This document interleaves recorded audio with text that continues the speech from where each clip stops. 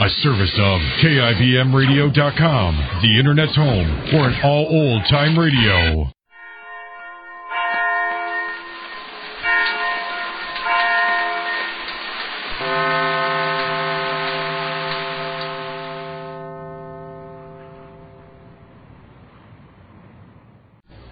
The Life of Mary Sothern, the dramatic story of a young widow who accepts life's challenge and goes forward into an unknown future with courage.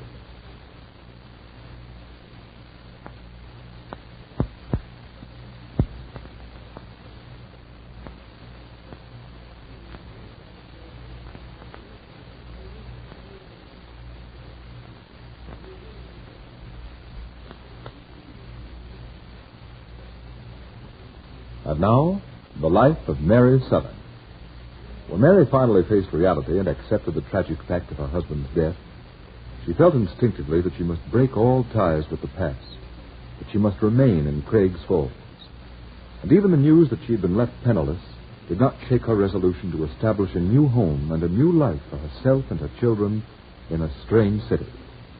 Until 2 days ago, a devoted friend from Sanders, Dr. John Benson, refused to bring her children to Craig's Falls, declaring that Mary was incapable of finding a job and supporting him. But yesterday, Mary's new friends, young David Drake and Father Brady, proved their faith in Mary by overruling John's objections and by arranging to care for the twins at the neighborhood house. Mary, deeply grateful, set out with renewed self-confidence and obtained a job in a small restaurant for a week's trial.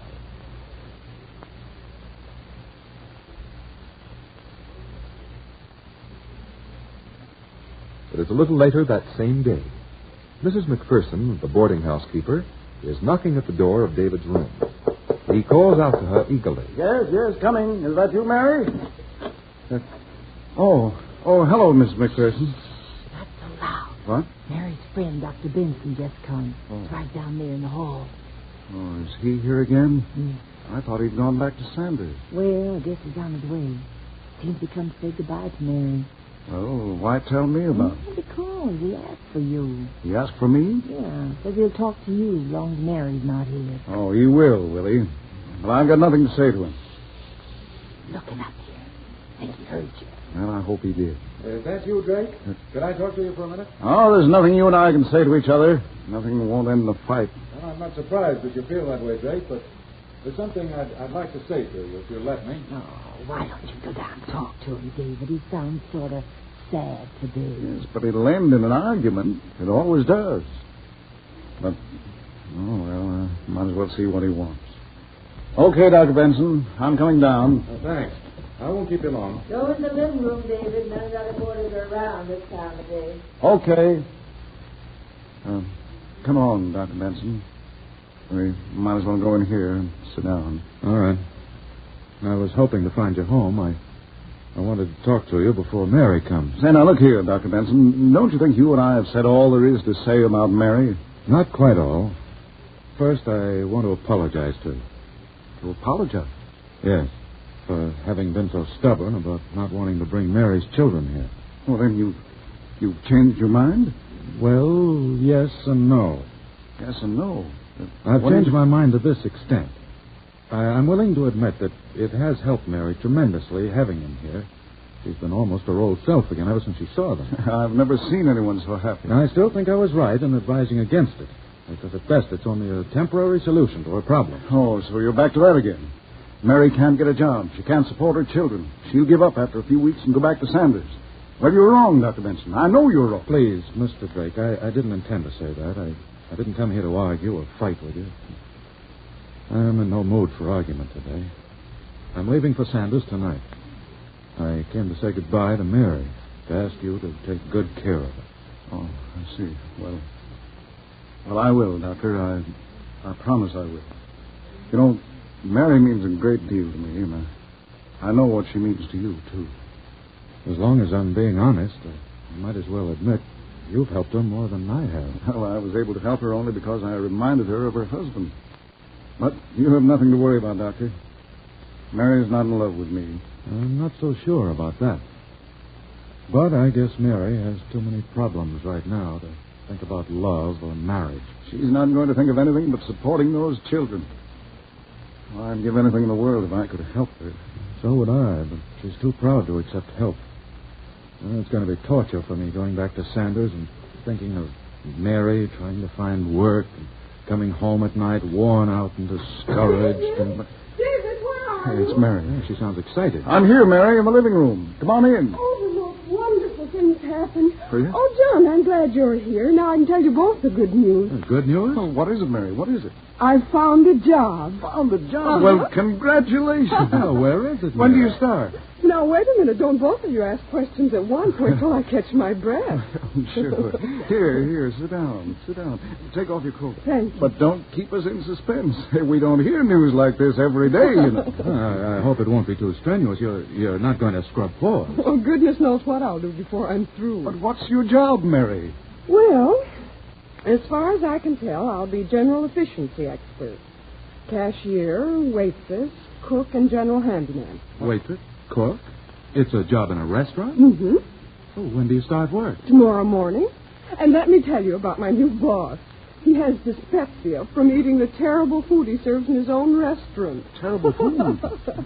Say, what sort of a place and is he this? growls at everybody and chews soda mint tablets all day for his indigestion. And he's a woman hater in the bargain. But you won't be happy working for a man like that. Oh, he's not as bad as he sounds, John. I think we'll get along marvelously together once he gets used to the idea of having a woman around. But why did he engage you if he doesn't like women? Salesmanship, John. Just made up my mind I wouldn't take no for an answer. I woke up this morning feeling so happy and so sure that something nice would happen today, so I made it happen. And I got the job. Well, good for you. But I don't understand. You say you're not sure what your work will be? Well, I promised I'd improve the food and the appearance of the restaurant and attract new customers. And I'm going to do it, too. But, Mary, what do you know about managing a restaurant? Well, I know the difference between good food and bad. Yeah, well, I don't like to say anything about it, Mary, but you mind my asking what salary you're going to get? Or would you rather not tell us? Well, I suppose I might as well tell you. Okay. I'm not going to get any salary at first. What? You've taken a job at no salary? No salary? No salary, just my meals. And if you must know the whole truth, I haven't been hired permanently yet. I'll be on trial for a week. Oh, well, that's different. Yes, quite different. Yeah. A week's trial at no salary. But how can you expect to show results in a week? Well, if you'd ever seen that restaurant, John, or tasted the food, you'd know how easy it'll be and how much fun. It's not in a very good neighborhood. Say, wait a minute, Mary. Where is this restaurant? Well, you'll never guess, David. It's our little restaurant. What? Remember? Not that cheap little place down by the river. The place we went to get out of the snow that night I met you. Mm-hmm. What? I don't know why I didn't think of going there before. Oh. It has loads of possibilities, and it can be a very attractive place with just a little work. Now, Mary, wait a minute. You can't work there. What sort of place is it, Why, though? it's down near the waterfront. The worst neighborhood in town. It's always full of waterfront bums. Well, that's not true. All sorts of honest, decent workmen are in that neighborhood. Laborers, truck drivers. Drake's right. You can't work in a place like that. No. Well, I'm going to start work tomorrow. Mary, you've got to listen to me. What? I've never liked the looks of that proprietor of the place. Mr. Barker? Oh, he's perfectly all right, except for his dyspepsia. That's why he growls at everyone.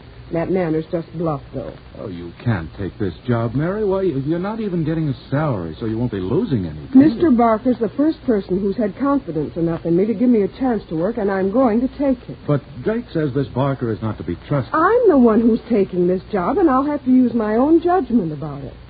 My judgment's bad. Well, time I found out about it from experience.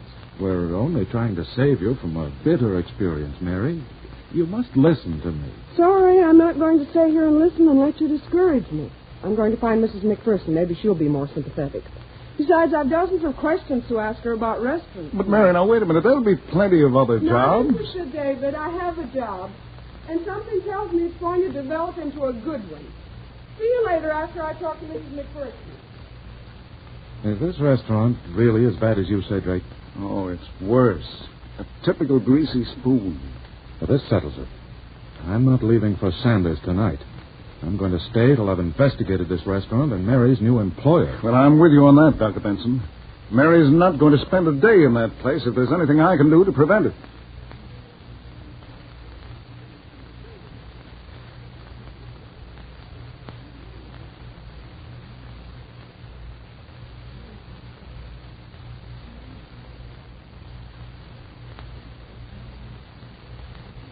This is a curious turn of events. These rivals for Mary's affection, David and John Benson, are united in the common cause, their emphatic belief that Mary must be prevented from taking this job.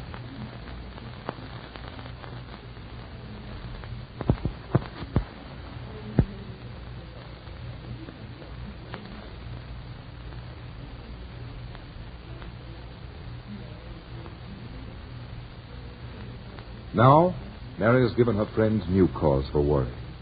John Benson's disapproval is understandable, since he is opposed on general principles to the idea of Mary's working anywhere. But David, usually so sympathetic, has been even more outspoken than John in his disapproval. And he knows the little restaurant and its proprietor. Has he a serious reason for his distrust of Ned Barker? Apparently, Mary is determined to take the job. Will she regret it? You won't want to miss tomorrow's dramatic chapter in the life of Mary Sothern.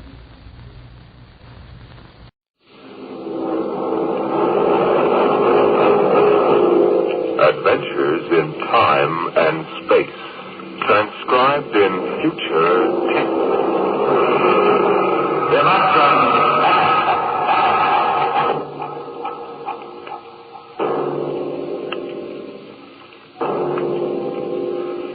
The National Broadcasting Company, in cooperation with Street and Smith, publishers of astounding science fiction, bring you Dimension X.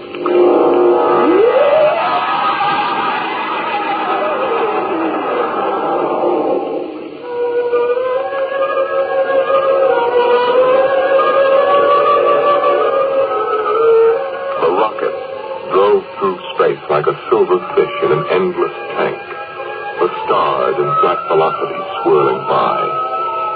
Inside her case, tiny, finite specks of humanity controlled the tremendous power that impelled her so relentlessly toward the other galaxies. Who were these men? What mad, fantastic need and desire that caused them to abandon Mother Earth and venture to the ends of the universe? Captain House. What is it, Stone? Magnetic storm, dead ahead, sir. And the aperture? About a 100-mile gap between elements, sir, but shifting rapidly. Switch on the radar screen. Let's have a look. Yes, sir. There are asteroids in it, Captain. I see that. Thank you, Stone. Sir? What? Any change in course? What for? The storm, sir. If I decide to change course, I'll issue the order. At the rate we're approaching, it'll be too late to issue an order. Mr. Stone, do I need to remind you who's master of this ship? Look, sir, there are 25 other lives to be considered besides your own. Those asteroid ships are our course. That's enough, Stone. It's not enough, Captain. Return to your post. Captain, for God's sake, don't be pig-headed about this. There's a magnetic storm dead ahead. Are you going to risk the lives of all of us just so you can hang your hat on some lousy interplanetary record? We know this means a lot to you. Sure, you can be fleet admiral if you beat those Asiatic ships to Venus. That's fine, but we value our lives. I happen to value my life just as much as any man aboard this craft, Mr. Stone. But I wasn't brought up to be a lily-livered dare-nothing. Now get back to your post, or I'll have you court-martialed. Well, Mr. Stone? Okay. Okay what, Mr. Stone? Okay, sir. Impudent young pig. Maybe he's right with us. Well, you stick to being ship's doctor. You're good at that. I'll navigate this fish. You're the captain. Only I'd hate to pile up on some little asteroid, especially when a simple thing like changing course. Simple thing? Do you know what a change in course would mean? The slightest deflection would throw us a million miles off at this speed. It would take days to get back on the vector. By that time, one of the Asiatic ships would have landed on Venus and claimed the whole blasted planet. We're in a race, Charles. Well, suppose they did climb Venus. There's nothing but rocks and jungle anyway. It isn't that. It's the idea of someone beating us. No, Louis. I always get a little bit jittery when men are willing to die for symbols. You're a cynic. Maybe. Get Mollis. Get Mollis. Hollis, what is it, Lester? Captain, the radar tracking shows a foreign object dead ahead. What? Check your screen, sir. Good Lord, the whole blasted storm has shifted dead on. Engine room. Vision chamber. Fire up your starboard cyclotron. Aye, sir. You can't make it in time, Louis. Listen to that radar bounce. Shut up. Now hear this. Condition red. Fasten your spacesuits.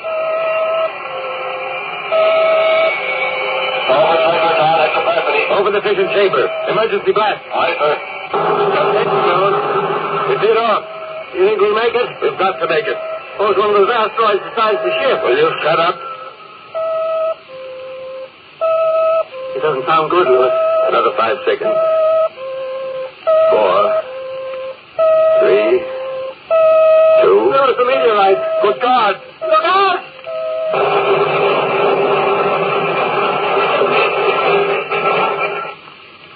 Hello? Hello, anyone? Can you hear me? I can see you floating out there. Can you hear me? For God's sake, answer if you can. I don't want to just float out here alone. Stone, is that you? Who is it? Captain Hollis. What happened? We struck an asteroid. Ship blew up. Is anybody else alive? I don't know. I can see some spacesuits floating in space not far from me, but I don't know if they're alive. Maybe they just don't hear us. Their radios are working, they do. Hello? Hello, somebody? Doc, is that you? Louis?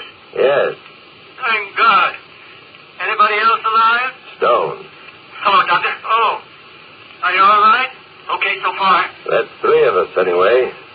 Louis, Yes? we seem to be moving away from each other. Yeah, that's right. I can hardly see you now. It's the momentum.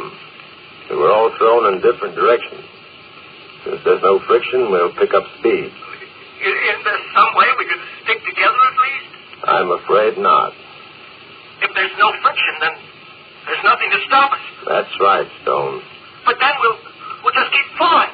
Maybe forever. Not forever. You'll fall until you get into one of the gravitational fields of some planet. After that, you'll fall toward the planet. Mother in heaven, what a way to die. Nobody's going to die. Those Asiatic ships will be along this way. We can radio to them when they get in range. Aren't you forgetting something, Louis? What's that? The commanders of those other ships may not be quite so willing to run through a magnetic storm. They may have altered course. If they have, they won't come within 1,000,000 miles of us. We'll have to take our chances on that. It's a long way down. A long, long way down. Let's have no talk of that kind, Stone. I don't want to die. Stone, I said can it. Can it yourself. What? You heard me. This is a mutiny of one. Don't try to put your rank on me now, mister. You'll be 10,000 miles away in another hour. So help me, I'll have you court-martialed when we're picked up. Let's not kid ourselves. Nobody's going to be picked up. I've got a few things to get off my chest before we lose contact with each other. Don't let it drop. Let him talk. Thanks. Your ship was a bad ship, and you were a bad captain. I hope you break when you hit the moon. Thanks for the goodwill, Stone. That isn't all. I believe there are different kinds of deaths, Captain. Just as there are different kinds of lives. Yours should be pretty interesting because you've been dead for years. Oh, Let him. when was the last time you had an honest human feeling, Captain? I'll bet you don't even remember when. I don't think you're capable of any kind of strong feeling. Do you have a wife, Captain? I'll bet she won't miss you one bit. Children? I have a son, little boy. Maybe he'll grow up to be a hero like his daddy. A tin hero with a piece of stone where other men have hearts. Are you quite finished? I've said it. Well, so long, Doc. So long. I'm headed for the sun. Somehow I don't like the idea of falling into the sun. I'm going to take a quicker way out. No, Stone, don't be a fool. I'm going to smash the faceplate on my helmet and let the oxygen escape. be rescued. Stone. See you all in some other universe? God have mercy. He was headed for the sun. I can barely see him now. Looks like Mercury for me. How about you, Louis? I'm headed for Earth. Funny, isn't it, that I should be going back to Mother Earth this way? I'm nothing but a human meteor, Charles. When I hit the Earth's atmosphere, I'll burn like a match.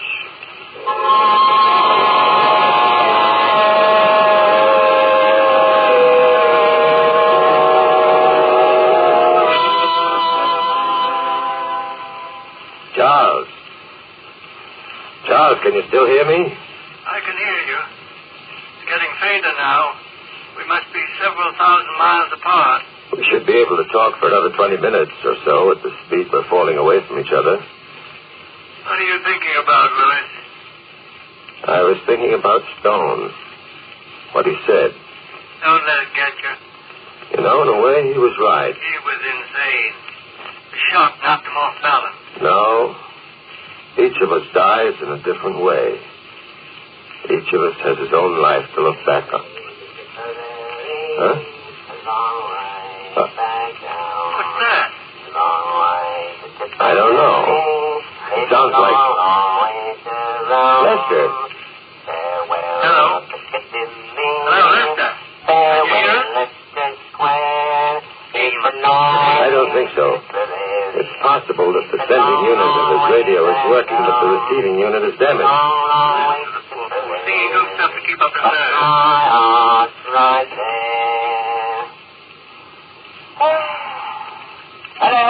Hello, anybody alive? This is Engineer's Mate Patty Lester. Hello! Mother of heaven, ain't there somebody that talks to me at least? Lester, can you hear me? No! Listen, anybody. You can hear me? This is Engineer's Mate Patty Lester. We had an accident. We were... Oh, what's the use? He doesn't even know we can hear him. Poor devil may have forgot to switch on his receiving unit. Well, there are three of us again anyway. It isn't much comfort. Maybe Stone's the way he is best. Don't be a fool. We're going to be picked up. I doubt We it. must. I must. I've too much to accomplish in life to die like this. A fellow like Stone or Lester, they come a dime a dozen. But I was in line to be commander of the whole fleet. You know what that means, Charles? Commander of the hemisphere. No, I don't know what it means. I never wanted to be commander of anything but myself. And I never even came close to that. Helen was counting on it. Stevie, too, in his own little way. It's hardest for Helen. Steely's too young to understand. He'll know. He'll know his daddy went out with a ship. Like a man. They'll give him a medal. Louis, I'm beginning to think that maybe Stone was right about you. Huh? What do you mean? Oh, nothing. No, Charles. I want to know. We've shipped together a good many years. You never told me what you really think of me, whether or not you've envied my success. I'd like to know now. We've nothing to do but talk anyway. I've never envied anything except the fact that you're falling back to Earth, Louis. I've admired you as I admire some sort of perfect machine. But that's where it stopped. You know the trouble with you, Louis? Well? You can't cry. What? You can't cry. Well, men don't cry, only children. That's what I mean, Louis. You can't cry. I don't know what the devil you're babbling about. Skip it. Now, look here. There's one thing... I had a wife on Mars. I had a wife on Jupiter. And I had a wife on Venus. Everyone of them had money and treated me swell. What's he babbling about? I don't know. He seems to be reminiscing about his life. I had some nice times, I did. Oh, Roxy. She didn't know about any of them others. Roxy. Married 15 years and she still looks like a schoolgirl. And there's a boy, too. Well, what he's doing now? Like he's not in some mischief. I remember when I kissed him goodbye. I kissed him and I says, now, my son, take good care of your mom and don't get fresh with the girls. You'd frighten me if you didn't wink at at me and smile that winning smile of his and say, "Boy, Dad, take care you come back well. All in all, we miss you terrible much." Oh, well, Eddie, Lister, you can't complain. You've had the best of it and some to spare. Simple soul. Too simple. I envy him. Why? Because he has all left to hang on to. Women always write me a Randall. Always wanting them and jealous of men like Lester for having them. And jealous of him for being able to spend money without fear and for as much happiness as he could have in his own wild way. Haven't you ever wanted that? Don't be a fool. The difference between us and Lester is that he lives in the present. He gets into the experience of the moment. You and I, Louis, we live in the past and in the future, but never in the present. Could we change the subject? I thought you wanted to talk. Well, let's talk about something else. Charles?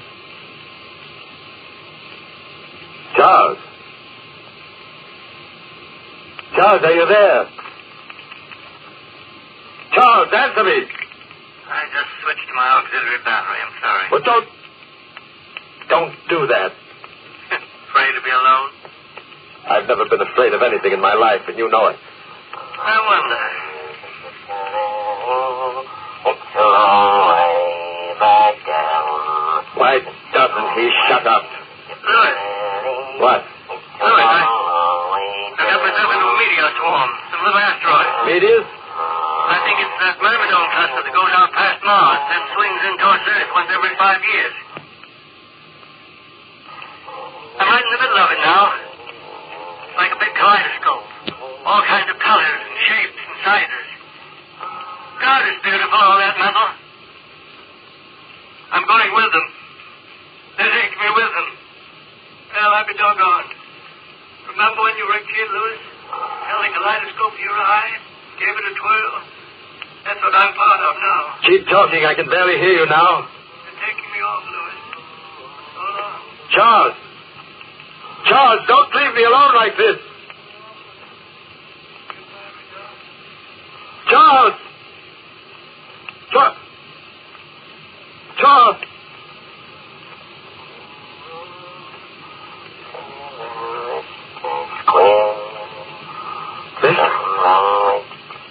Lester! Lester, can you hear me? Oh, it's over time. I got drunk once and gambled away $1,000. Why don't you shut up? And there was a time Roxy and I made love on the sand down at Aldgate Bridge. It's all over, Lester. It's just as if it never happened. And Eddie, you've no regrets, really. What good does it do you, you fool? When the thing's over, it's not good anymore. You're no better off than me. Look at what I've accomplished. Roxy. You floating there, languishing over some skinny, misbegotten slut of a wife. Roxy. My wife is beautiful. Understand? Beautiful. Like marble. Well, like chiseled marble. You'll find yourself another man. She'll have some more good times. No, she won't. She'll be faithful to my memory. Helen, you will be faithful, won't you? You'll never forget me. It's a long way. I won't listen. I'll switch off my radio.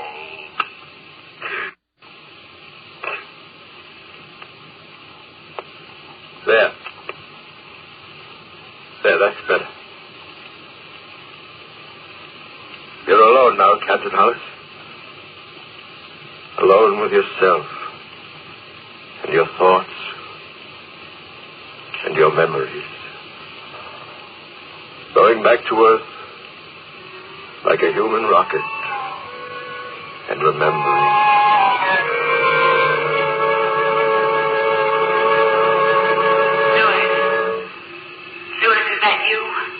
Yes, Helen, it's me. I missed you. Have you? Didn't you know? But I thought... we quarreled. Oh, I've forgotten about that. I had some trouble, Helen. We won't talk about it. You're home now. That's the important thing. Stevie is so excited. Stevie, where is he? Right here, darling. Stevie. Daddy. Hello, son. You're going to stay with us this time, aren't you, Daddy? You're going to stay at home and we'll go fishing and play ball together, just like you promised. Well, Stevie... I'm collecting seashells, Dad. I've got a whole collection of all different colors. Would you like to see them? Yes, I would, son. I'll go up and get them. I've got them in my room. Don't go away, Dad. I'll be right back. I won't go away. He's, quite a little guy, isn't he? I'm glad you're finally getting together with him. What? What do you mean, Helen? You've always been so, well, detached from him. Steve is a sensitive little creature. All he ever wanted from you really was just a little affection and respect, Louis. Just a little respect for the things he felt and wanted. I've been a good father. Nobody can ever say I haven't been a good father. Certainly not you, not after what happened. Don't get defensive, Louis, please. I'm trying to bring us a little closer together. I've given him everything a boy should have. Toys, boxing gloves. I've taught him to hunt and take care of himself. Yes, you've done all those things. Well, then. It's just, well, sometimes when he's come to you, he feels so alone. All he wants is for you to put your arms around him and reassure him, that's all. He's going to be a man. I don't want him to be soft. What is it, Louis? What is there about being soft that you despise? Sissy's a soft. Christ was soft. Now, don't start that business again, will you? I'm trying to make you understand, please. I understand what you're trying to do. You're like all of them. They want to make you a woman. Like them. They want to drain you of your manhood so they can control you. Manipulate you. You won't understand, will you? You won't trust me or anybody else, including yourself. Now you're talking belly wash again. Oh, let's not build that wall between us, Louis. Not this time. I have it all planned when you came back. We'd go down to the beach. Remember the spot where we used to swim? In the moonlight, you can see the water all luminous and green. And then we could have picnic supper there, just you and Stevie and me. Stevie could sleep on the blanket. We could go for a swim. Maybe we could recapture it, Louis. It wasn't always like this. Maybe if we went back. I'm sorry, Helen. I'd like to, really. But, well, I'm shipping out tonight. Tonight? I've got a new command, new ship. Having lunch with the Admiral this afternoon.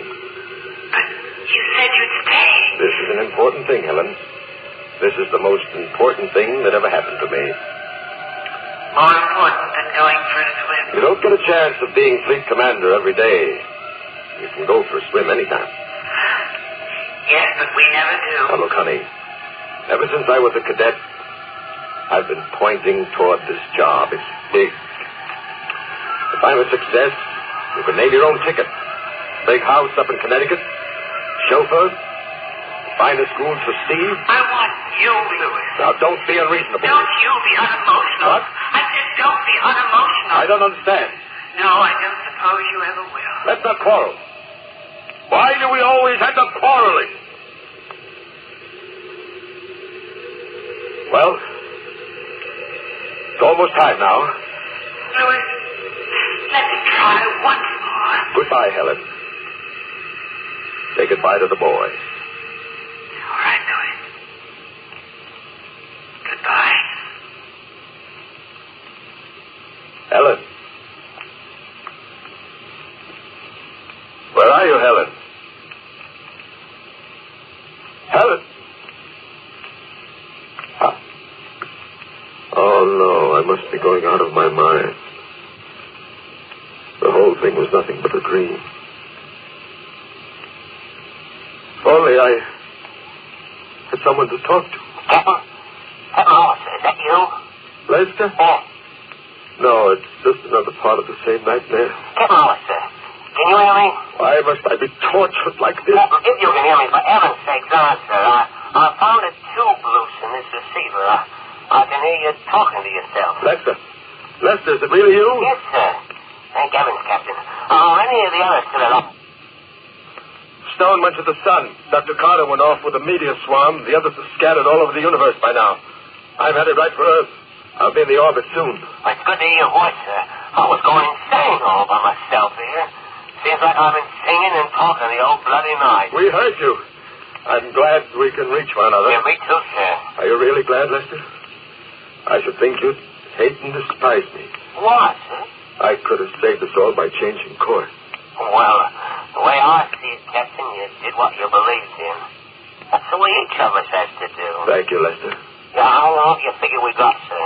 Not long, I'm afraid. At least not me. It's a terrible thing, ain't it, Captain? I mean, knowing you're going to die and not being able to do anything. At least you've got pleasant memories. Me, sir? No, I never mind the hell of beans. I should think you'd have some good thoughts to remember yourself. I never lived, Lester.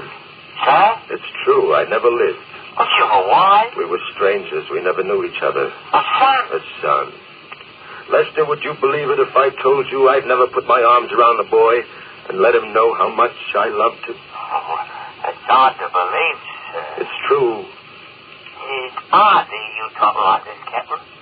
I always envied you your position. You were commander. I thought so, too, but I know better now. My whole life was nothing but a running away from my own feelings. I had everything I really wanted. All I had to do was reach out my hand. There was Helen, Stevie, pleasures. And I turned my back and looked at the stars. When they came to me filled with their love and their warmth, I ran. I fled to the stars and to the ends of the universe. It was all so wrong. How do things like that happen to us, Lester? I don't know, sir. We were going to be divorced, Helen and I. Oh? Stupid, idiotic. Oh, maybe you'll be picked up, Captain. There's lots of spaceships taking off from Earth. Maybe one of them will reach you before you hit the atmosphere. If I dare to hope. We aren't that lucky, Lester. Not many get a second chance. Well, keep I hoping. can see you now, Lester. Mother Earth, big and green and rich. Won't be more than a few minutes at this rate. Oh, still something. Captain, you still there? Yes, I can feel the friction starting now. I'll burn in a minute, and I'll be scattered like ashes all across the land. Funny, that's a useful act, isn't it, to help other things grow? Oh, now don't talk like that, Captain. I'm sorry, Lester, you're a good man. I hope they rescue you. Well, I believe you're a good man, Captain. Maybe, Lester, maybe I am after all. Oh, you just got a bit twisted somewhere, that's all. It wasn't your fault. No, it wasn't my blame. Funny. Sir? I feel a sense of calm now. Almost relief. Did you ever get out of a cold shower and feel like a new man? Clean and ready for breakfast and a new day? I have a feeling like that. It's a beautiful old earth, Lester. Good to go home. I wonder if anyone will see me. Captain! Oh.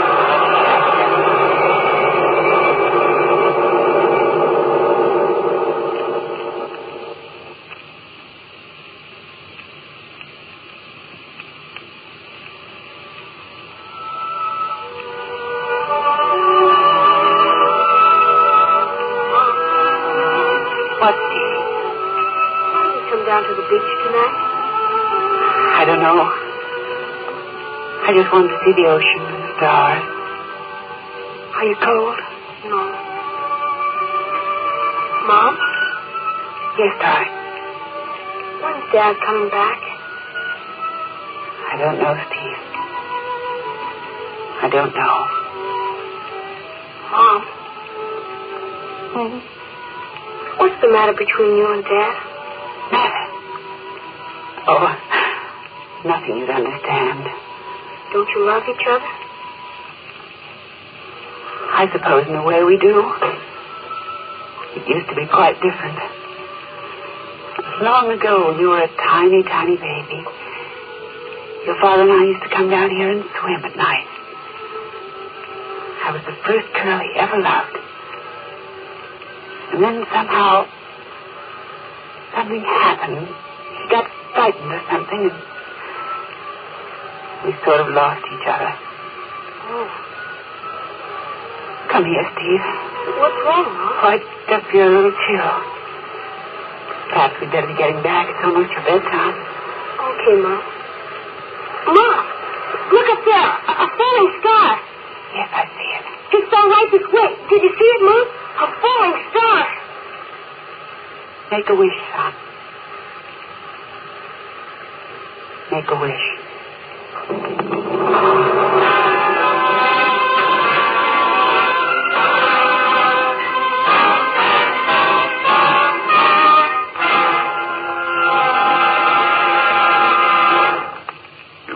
another adventure into the unknown world of the future. The world of...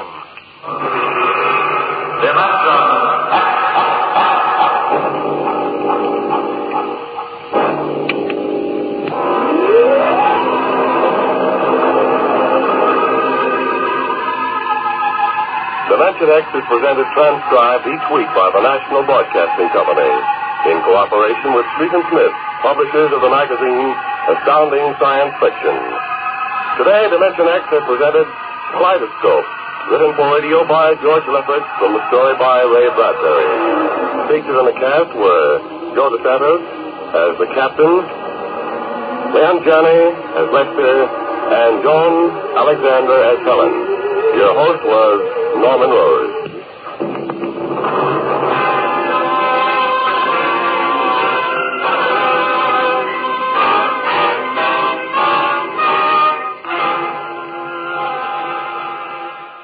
The magic island of Euclidia is rapidly becoming just a memory to most of the world, as other news has taken the front pages of the papers and the headlines in the radio news broadcasts.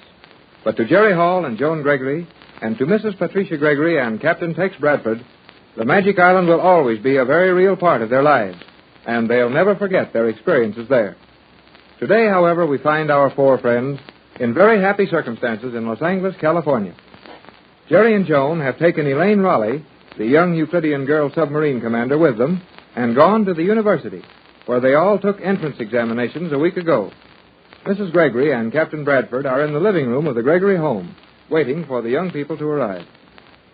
Well, Tex, this is just about the end of our adventure. Looks like it, Pat. It's been a lot of fun. Yes, fun. And danger, too. I wouldn't mind doing it all over again, after we get the youngsters safely in school. What I can't figure out is how they expect to go to school together. It's going to present a problem, but they seem to think they could work it out, and I left it entirely up to them. Well, those three can work it out if anyone can. But it's a strange mixture. Elaine is 22 and Joan is 15. Neither of them have ever been inside a school. And Jerry has almost another year of high school to complete. That is a weird trio for college freshmen, all right. But we'll see how they make out. One nice thing about all three of them. Whatever happens, they'll get along with the result. They'll do. Some of the Euclideans didn't like the idea of Elaine going free and taking up her life in our world. Well, they hadn't any complaint. Elaine was an outcast. She didn't agree with all of their views, and she did help us. I wouldn't worry about the Euclidean opinion. I'm wondering just how long we can keep that scientific college prison of yours under our thumbs. I think that G47 will hold them in line as long as we can supply all the materials they want for their experiments and treat them kindly. I hope they're right, but I have a feeling that one of these days we're going to hear more from them. Tex, the light. Radio room signal? I think so. It was just a slight flash. That would be McLeod. He isn't getting out any too well with that set on Euclidia. Yes, there it is again. Come on, Pat. We'd better go to the radio room. And let's hurry. Something may have happened to Mac. Nothing very serious, or he wouldn't be using the radio. He should be on his way by now. That cattle boat has been down there for 2 days. 2 days isn't a long time, Pat, when you figure that they're trying to take several hundred head of domestic animals and birds out through that airlock and load them into a boat. Oh, I suppose not. But I thought they'd be on their way home by now. We'll know in a minute. Yes, the signal's working. Not getting anything, though. Too weak. You'll have to use a relay and step it up a little. Will you please throw in the generator switch? Oh, certainly. Loading operation. Boat riding well. McLeod to Captain Bradford. McLeod calling the Gregory home station. Can you hear me? Hello, Bradford. Hello. Okay, Mac, we're getting you fine. Go ahead. Hello, Captain. I was just about to quit trying to reach you. The boat is loaded, and we're ready to sail. Have you got any special orders? Not a thing. Did you take every one of the animals and birds out? There's not even a mouse left alive in this deaf place. Good work, Mac. Shove off for home when you're ready. Are you sure this place will flood from one little airlock? It will if you make sure all the doors connecting that lock with the underwater city are fastened open. Taking no small chance on that. Me and the laddies have taken a welding outfit and welded every door in the place open. Mac would do a good job, wouldn't he? I'll say he would. Well, that's fine, Mac. And if you see anything of value in the way of scientific instruments and tools that are in portable cases and easy to handle, bring them along. That's all taken care of, Captain. We've got everything on board that wasn't nailed down. Best of all, we found a cabinet full of the plans, drawings, and blueprints of everything in the place. Great stuff, Mac. You've done your job well. Flood the place and leave, and good luck on the trip home. Aye, Captain. we'll have nothing but good luck leaving this place behind. So long, laddie. We'll be seeing you soon. Well, that's all over. And Mac has done a splendid job of it. He certainly has. But what will we have for him to do when he gets home? Nothing, I guess. Now, Tex, you know that Mac and the old skipper won't be content to sit around and do nothing for very long. And I suppose, to keep them happy, we'll have to dig up another wild expedition to some unheard-of place. Probably, but not right away. Oh, I'd like to enjoy the peace and quiet of my home for a little while. Well, I don't blame you. We've certainly been on the go for the last year. That must be Jerry and Joan and Elaine at the door. Thought you gave them a key. I did, but Joan likes to ring those chimes. I'll say she does. Funny if they'd fascinate her like that, after all the wonderful things she saw on the Magic Island. Well, perhaps it's the novelty of finding a set of chimes like that in an ordinary home. They're inside now. Yes, sounds like it. What was it you said about the peace and quiet of your home? Are you here? Yes, Joan, dear, in the radio room. May we come in? Come on in, kids. Let's go back into the living room, Tex. Well, if you don't mind, I'd rather stay here for a half an hour or so. Why, Tex? Well, just to be sure Mac gets off all right. Oh. If we don't hear from him in half an hour, we'll know that he's on board the boat and underway for home. That's right. Oh, Mother, we have had the most fun. Well, Joan, dear, you... Gee, Mrs. Gregory, guess what? Oh, hello, Captain. Hello, Jerry. Joan? Well, I haven't the least idea, Jerry. Well, we're all in college. You are not in college, Jerry. Well, I'm pretty near. I suppose you two calm down and tell us one at a time. All I've got to do is... Oh, children, please, one at a time. Oh, I'm sorry. Suppose you started, Joan. Very well, I will do so. Elaine, Jerry, and I went to the university to learn the results of our examinations for entrance. And I will be accepted at once. Oh, that's splendid, Joan. How about you, son? Well, I'm practically accepted. Only I have to finish high school yet. And, I've got to take a special 3-month course. Then I go in with Joan as a freshman. Oh, that's fine, Jerry. You must have had very high marks in your high school subject. He did. The gentleman who spoke to us at the university said that Jerry was an exceptionally bright young man. There you are, Jerry. Well, didn't I always say I was pretty good? You say that far too much. It might be just as well to let someone else say it, Jerry.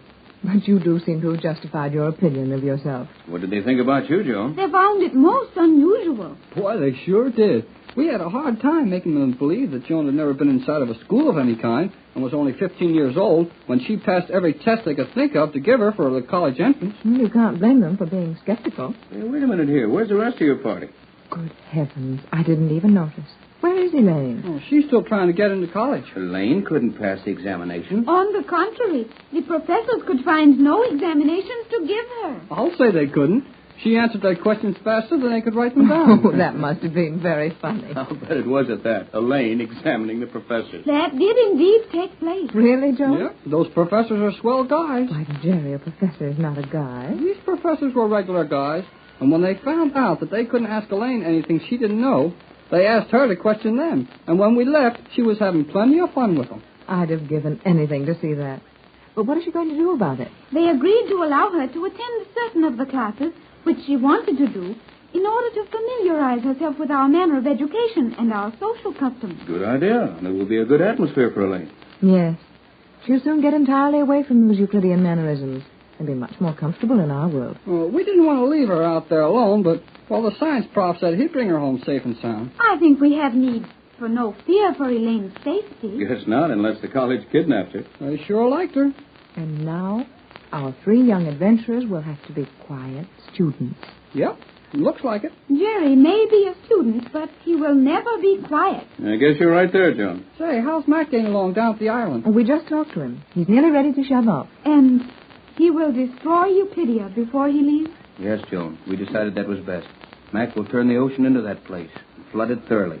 It seems too bad to destroy all the work G-47 and his men put in there. We were afraid that those underwater caves would offer too much of a chance to criminals if they weren't flooded. Well, they could pump them out and use them again. Not very easy, Jerry. It would be almost impossible to locate enough machinery down there for that job without being caught at it. They'd need a fleet of big boats around there for months, and it would cost millions. I think we're safe enough from that. Well, what can we do with ourselves now? Jerry and I have planned to spend much of our time studying for his examination. You're going to study for his examination? Yeah, she's going to help me. And then we're going to spend an hour every day in G47's laboratory at the new scientific colony. I'm not so sure about that. What do you think, Tex? I don't see how there could be any harm in it. There is no danger.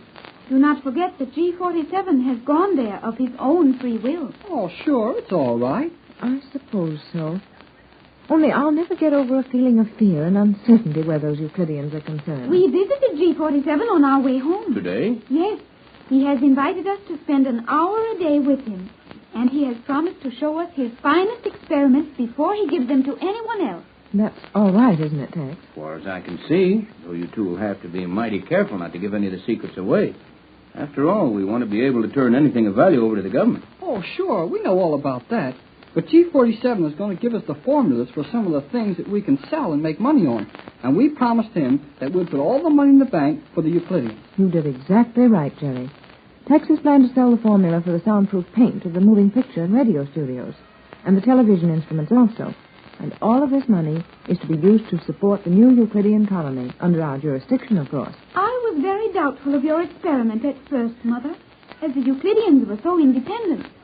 But since they have understood that they may do as they please in their new home, I believe they will remain happy and contented. I think so. And we've done a good job. We certainly have, Tex. Yeah, it's been a long time since that first night when I came here and asked you to take me with you when you went to look for Joan and the Magic Island.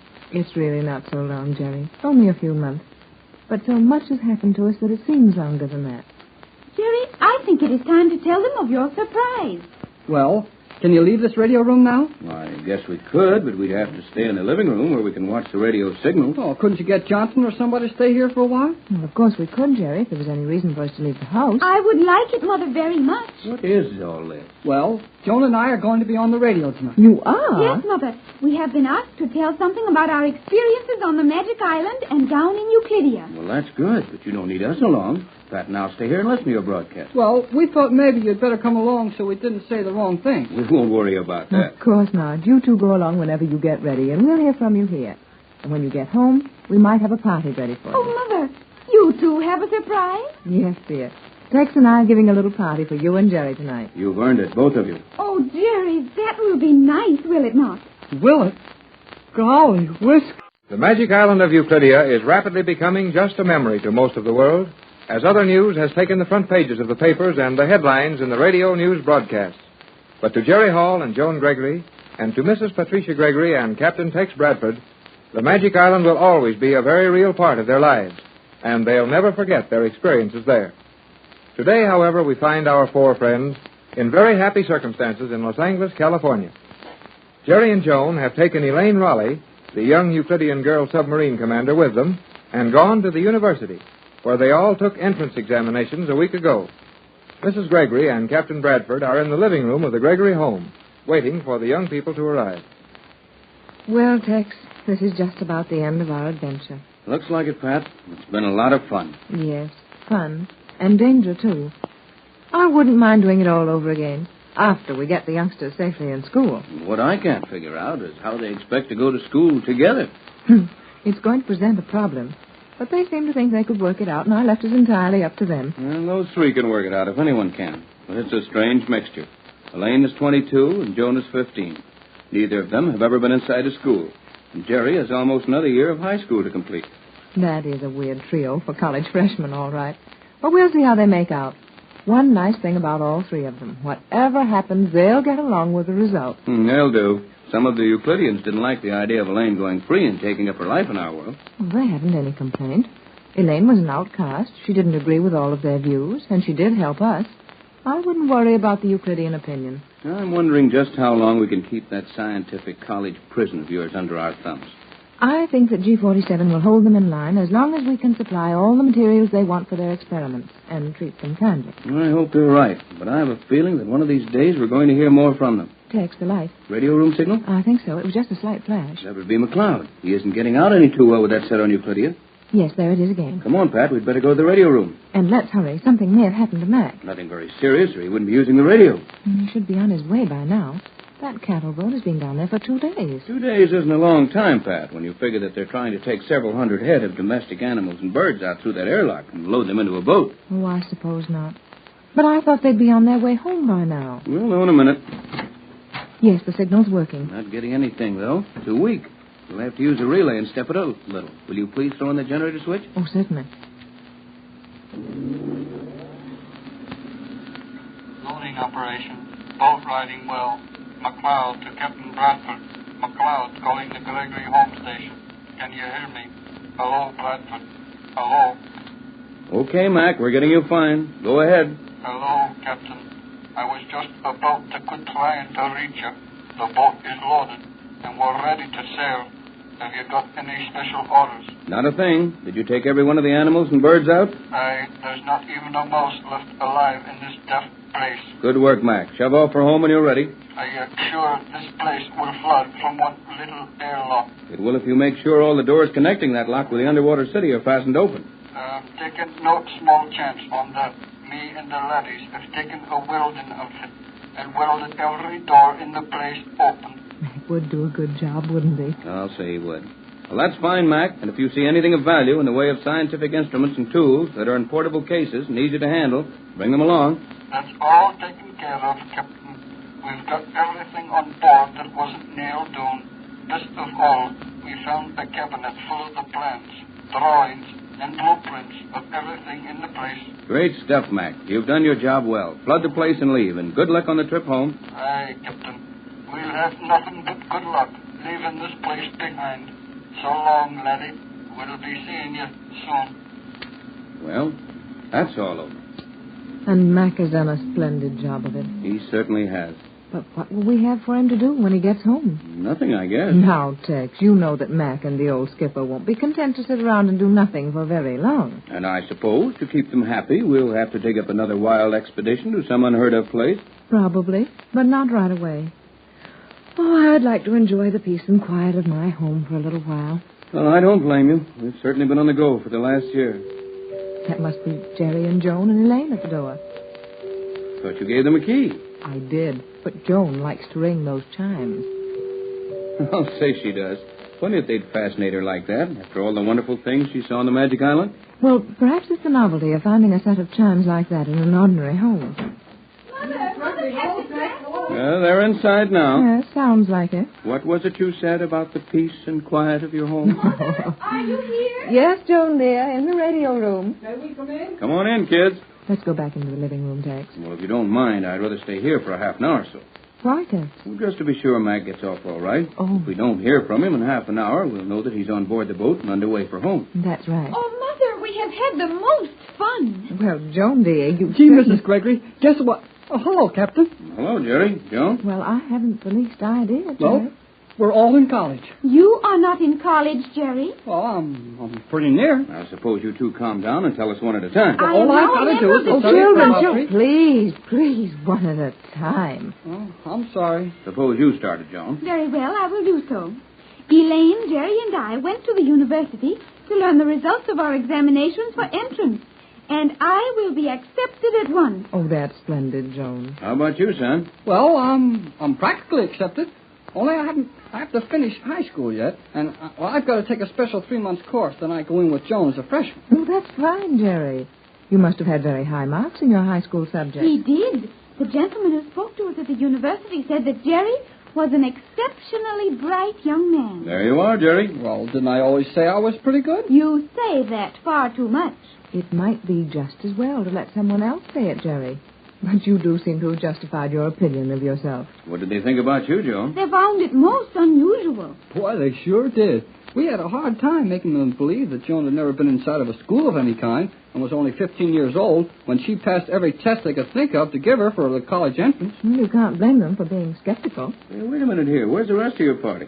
Good heavens, I didn't even notice.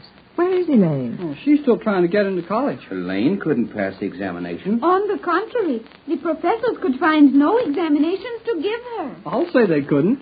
She answered their questions faster than they could write them down. Oh, that must have been very funny. I'll bet it was at that. Elaine examining the professors. That did indeed take place. Really, Joan? Yeah, those professors are swell guys. Why, Jerry, a professor is not a guy. These professors were regular guys, and when they found out that they couldn't ask Elaine anything she didn't know, they asked her to question them. And when we left, she was having plenty of fun with them. I'd have given anything to see that. But what is she going to do about it? They agreed to allow her to attend certain of the classes which she wanted to do, in order to familiarize herself with our manner of education and our social customs. Good idea. And it will be a good atmosphere for Elaine. Yes.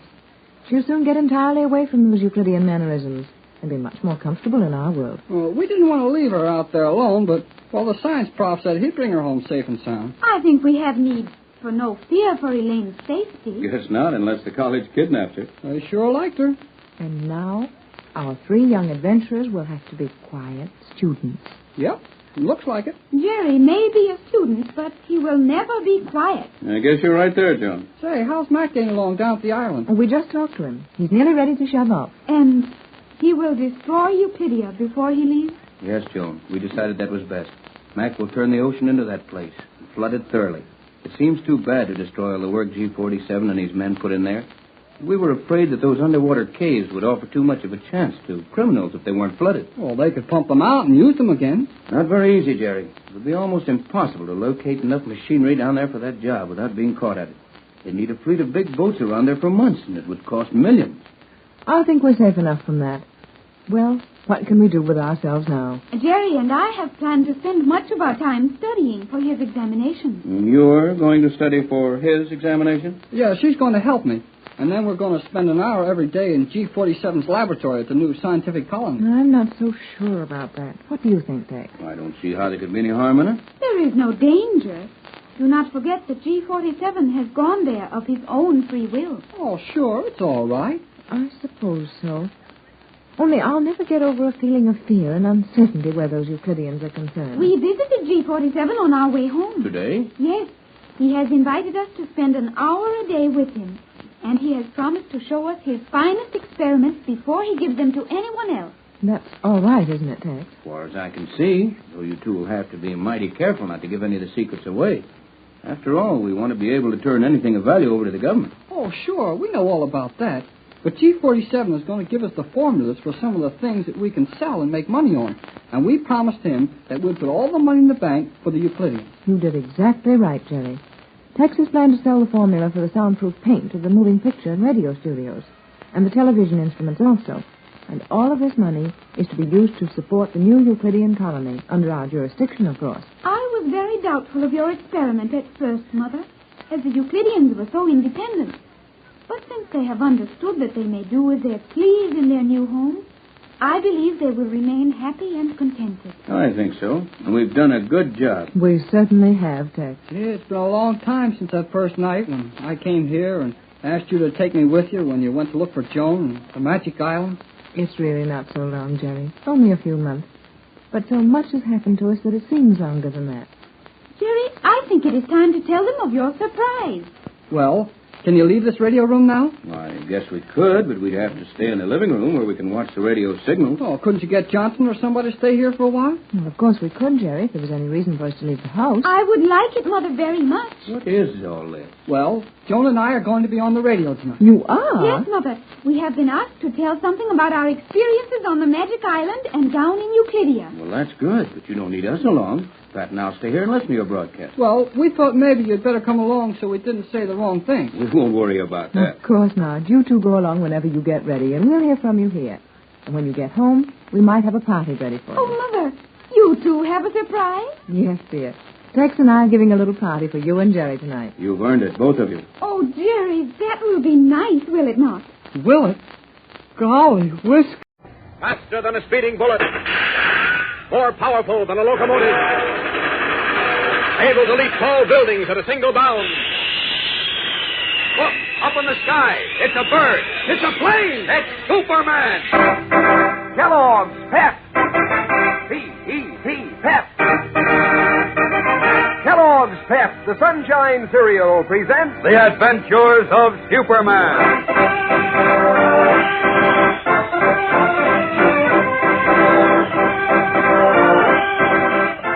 Today, the abductors of Professor Sturgeon have scored another victory as the plane they have sabotaged dropped like a flaming torch into the Gulf of Mexico.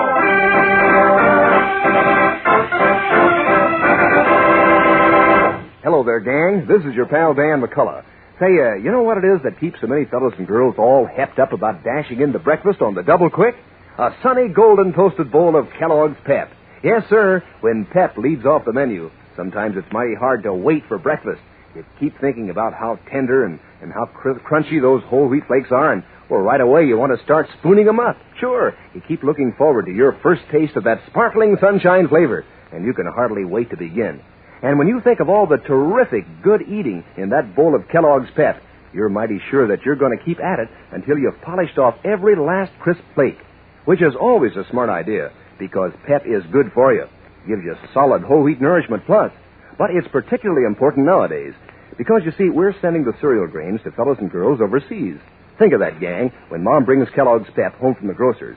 Don't waste it. If you pour your own Pep, pour it carefully and eat up every bit you pour out. And say, kind of keep an eye on your younger brothers and sisters, too.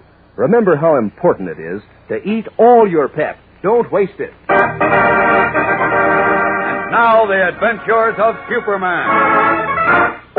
As you remember, Professor Alonzo Sturgeon, famous atom-smashing scientist, was abducted by agents of the country of Bolomar, who intend to force him to reveal the secrets of the atom bomb. Posing as ichthyologists, the agents chartered an American plane and loaded a large crate aboard which they said contained a rare specimen of fish, but which actually contained the unconscious Professor Sturgeon. In Bolomar, the plane was secretly tampered with, and when the American pilots reached the Gulf of Mexico on their return trip, their plane suddenly caught fire. They had time only to radio an SOS when they crashed into the dark waters of the Gulf.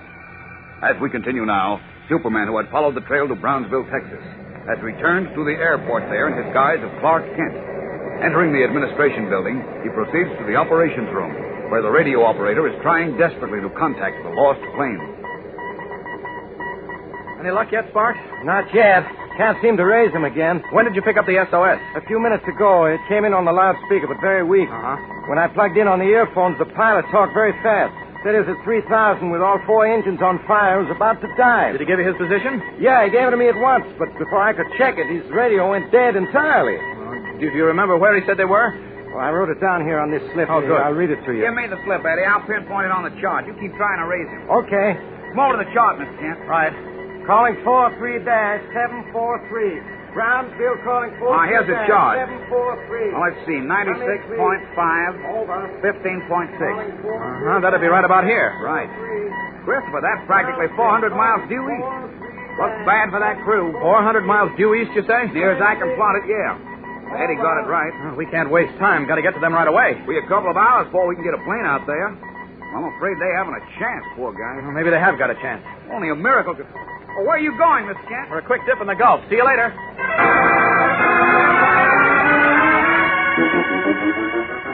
Hurrying from the administration building, Kent steps behind a hangar and strips off his business suit to stand revealed in the blue costume and red cape of Superman. Then, leaping high from the airport, he rockets away to the east and over the dark waters of the moonlit Gulf of Mexico.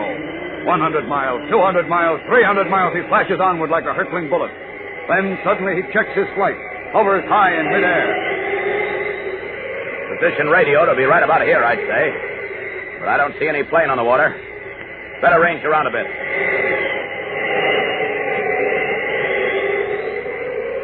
No, don't see them yet. Well, they couldn't have gone much farther than this. I'm afraid I'm too late. Wait a minute. Ahead to the right. A sinking plane and a man lying on top of it. Down! One of the pilots unconscious. Uh-oh, another chap in the cockpit. Just wrench this side of the office open. Fix this. And get him out. There. Oh, it's the other pilot. Poor fellow's in bad shape. I've got to get these fellows to a hospital in a hurry. They must tell me where they took Professor Sturgeon. Up! Up! And away!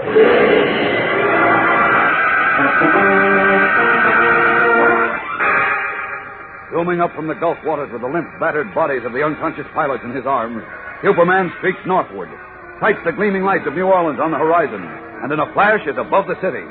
Spotting a hospital, he drops down, delivers his patients to an astonished doctor and nurse, and disappears. A short time later, once more in his guise of Clark Kent, he is questioning the hospital doctor.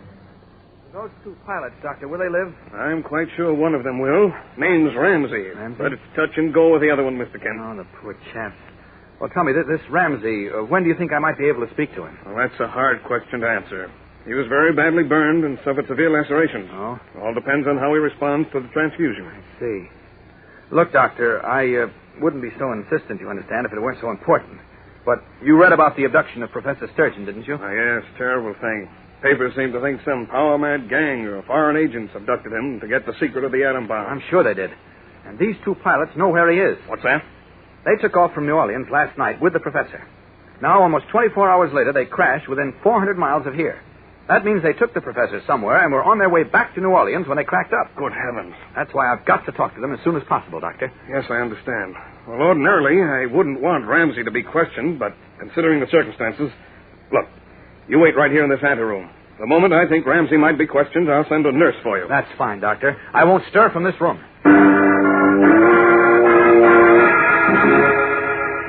While Clark Kent waits anxiously for an opportunity to talk with the men who hold the secret of Professor Sturgeon's whereabouts, Lois Lane and Horatio Horn, the little amateur detective, have just arrived in New Orleans by plane from Metropolis.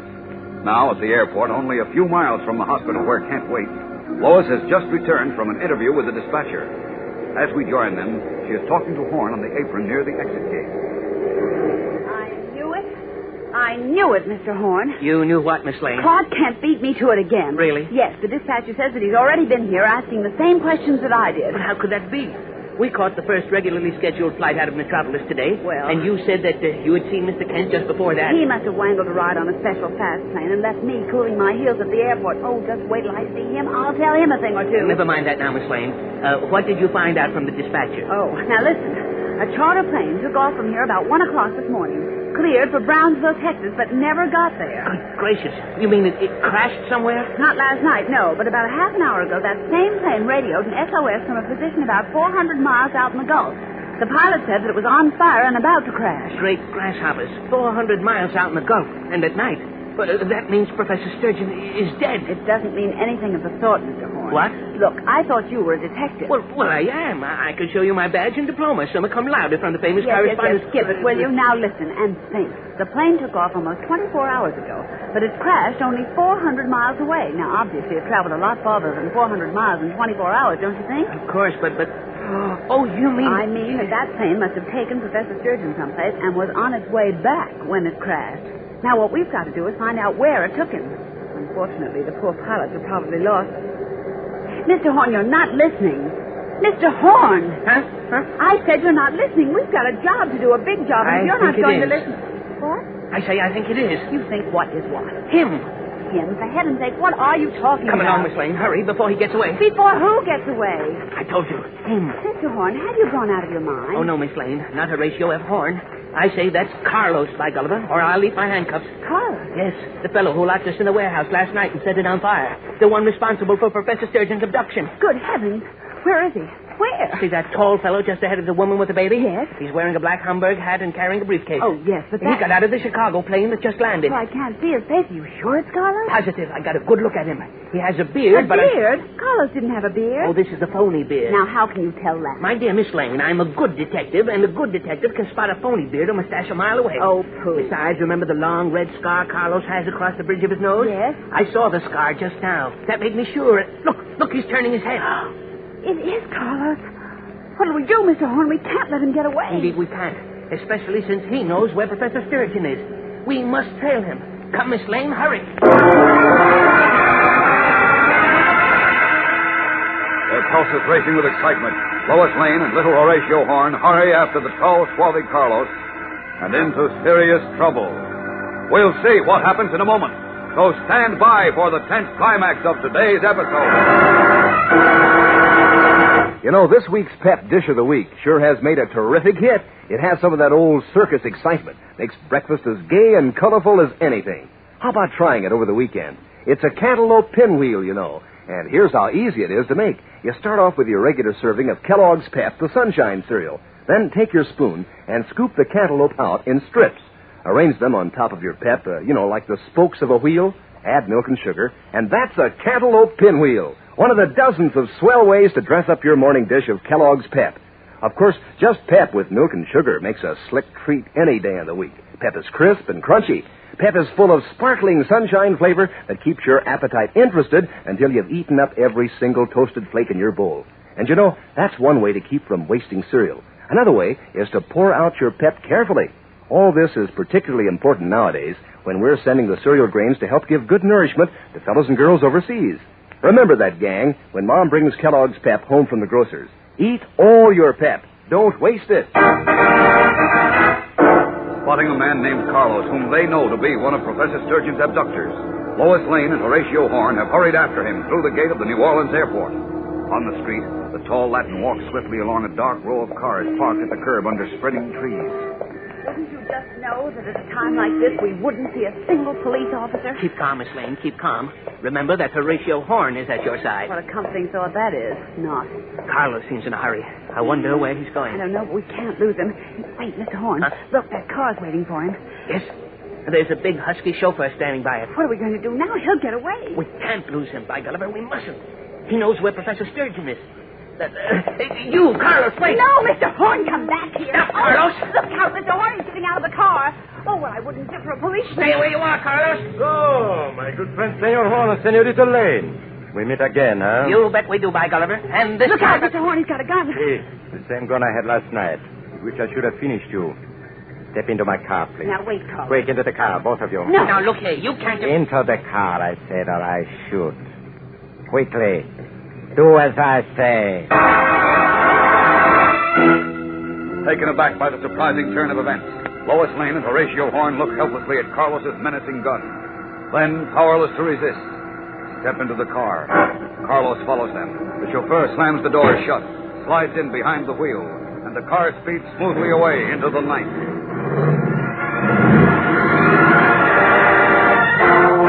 Once again, Lois and the little amateur detective have fallen into the ruthless hands of the Bolomar foreign agents. What will happen to them this time? As Superman waits anxiously for a chance to talk with the injured flyers about Professor Sturgeon, who we know is already in Bolomar. Monday's episode is tense and thrilling, gang, so don't miss it. Tune in, same time, same station. And remember, for breakfast, it's Kellogg's Pep. For excitement, the adventures of Superman.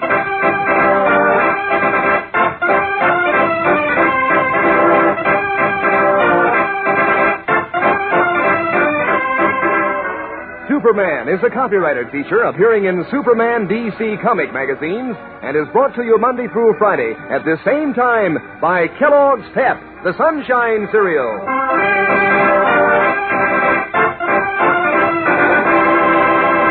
Say, gang, what makes a famous name famous? Well, Kellogg is famous as the greatest name in cereals. And one reason is Kellogg shredded wheat. Those are the plump, tender biscuits made to fit your breakfast bowl. 15 of them in every package. Each biscuit toasted just right and full up with natural nut sweet flavor.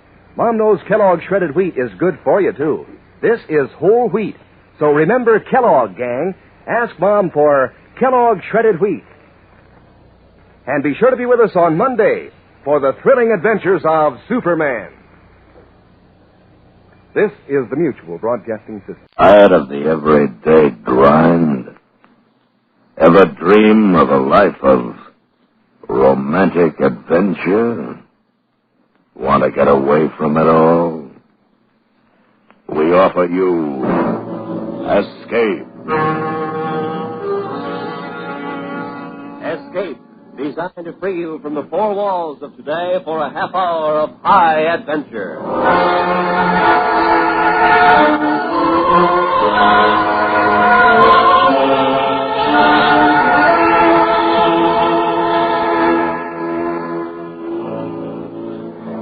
You are in your house, surrounded by all that is secure and normal, while outside, your children are playing a new and wonderful game.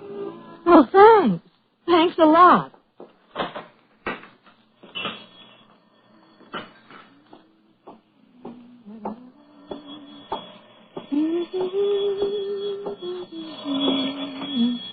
Hello? Hello, Mary. How are things in New York? Oh, Helen, how nice. Are you in town? No, I'm in Danbury.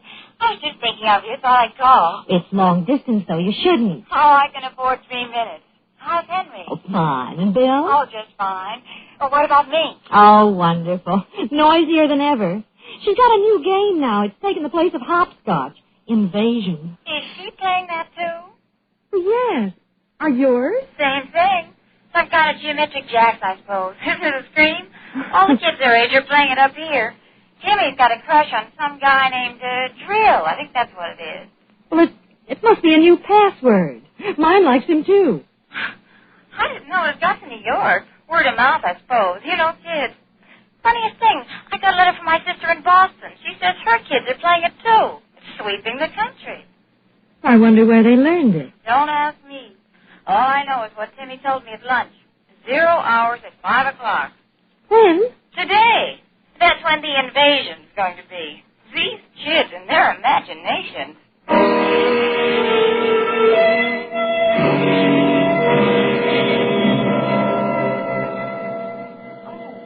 And they talked a little more.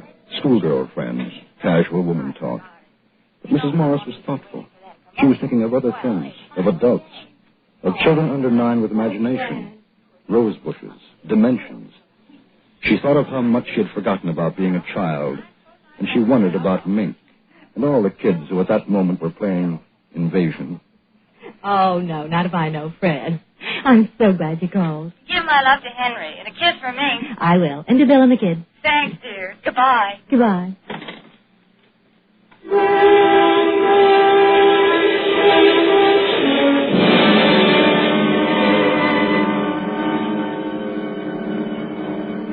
An hour drowsed by. It was 3 o'clock. There was an occasional hum inside the coolness of the house as a car passed outside. The street was lined with good, green, and peaceful trees. And all across the city, in other gardens and other places, children under 9 were excitedly playing a game, talking to rose bushes and grass lawns, trees and shrubs. Even children in apartment houses high in the air, conferring with potted plants, cactus, and ivy. Mrs. Morris finished the vacuuming and went to the kitchen. Oh, hello, dear. Hi, Mom. Can I have a glass of water? Oh, of course, I'll get it. I want squares. 37. A over 56 to the 7th degree. X G 7. What, dear? Oh, nothing, Mom. Oh, here you are. Thanks. How are things going? The invasion. Oh, that. Yes, that. Almost finished. When everything's right, Bill said we should be ready on time. 5 o'clock? That's right. How did you know? Well, Helen called me from Danbury. She says Timmy's playing it, too. Hey, that's keen. I guess all the kids are, aren't they? No, not all of them. Guys like Pete Britt and Dale Jarrett. They're growing up. They make fun of us. They're even worse than parents. They just won't believe in drill. They're so smart just because they're growing up. You'd think they know better. They were little only a couple of years ago. Well, we're going to get rid of them first. Drill says it's okay to kill them first. Now, wait a minute. I don't like that kind of talk, Mink. You hear me? I don't like it at all. Oh, Mom. I mean it. We'll keep on that way, and there's no more playing. You'll have to tell Anna to go home, and you'll stay inside until bedtime. I'm sorry. Well, I should think so. Thanks for the water, Mom. Mink? Uh-huh. What did those numbers mean? What numbers? Those numbers you were saying to yourself before. Oh, that? Well, they're just things that we have to do to get Drill and his friends out. That's all. Look, dear, why don't you and Anna go down to the drugstore and get some ice cream, huh? You don't have to use your allowance. I'll pay for it. Haven't got time, Mom. Well, I'd never believe I'd hear you say that. I gotta go now, Mom. Oh, wait a minute. Mink, I want you to tell me the truth. What is this invasion silliness? It isn't silly. It's just a game. That's all. We're just playing at invasion. Excuse me, I gotta get back now. I'll see you later.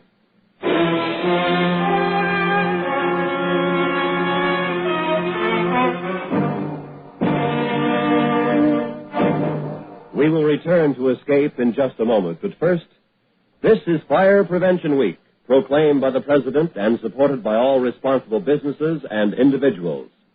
Fires start, on the average, at the rate of 1 every 20 seconds somewhere in America. Through them, 11,000 lives a year and hundreds of millions of dollars in property are lost. Clean out burnables. Eliminate frayed wires and all other hazards. Don't give fire the place to start in your home or business. And now, back to Escape.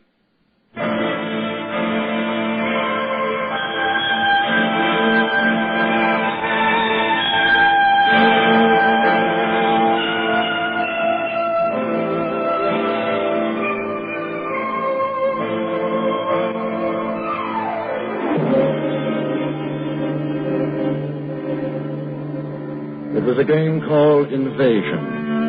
Mrs. Morris's little girl, Mink, was playing it. So was Mink's friend Anna and all the other children under 9. It was called Invasion, and 0 hour was to be at 5 o'clock. Mrs. Morris was disturbed. She wasn't sure why, but there was something about parents shutting ears and eyes to what was happening. And because she was disturbed, she did something she didn't usually do. She called her husband at the office. Hello, dear. Oh, hello, Henry. I'm sorry to bother you, but Miss Maxon said you weren't busy. Not too. I should be able to get home early today. Everything all right? Yes. You all right? I'm fine. Me? Well, Henry. What, dear? Oh, nothing. I just wanted to talk to you for a minute, that's all. Listen, you sure you're all right? Oh, yes. Mink been getting on your nerves? Not really. Well, now, you tell her to behave. When I come home, she and I are going to have a talk. Matter of fact, she's been a little fresh lately. I don't think it's good for her to... Well, she's staying outside. She's fine. Honey, is something wrong? Well, no, I told you. I was thinking about you and wanted to talk. That's all. Nothing wrong with that. Not a thing. Well, you go back to your work, dear. I'll see you soon. All right. What time do you think you'll be home? About 5. Maybe a little earlier. 5. Oh. Hey. What? Come on. What? Well, I was just thinking. Nothing, really. Just Mink and you and me. Good thoughts. Goodbye, dear. So long. You are okay, aren't you? Oh, I'm fine. Goodbye. Bye.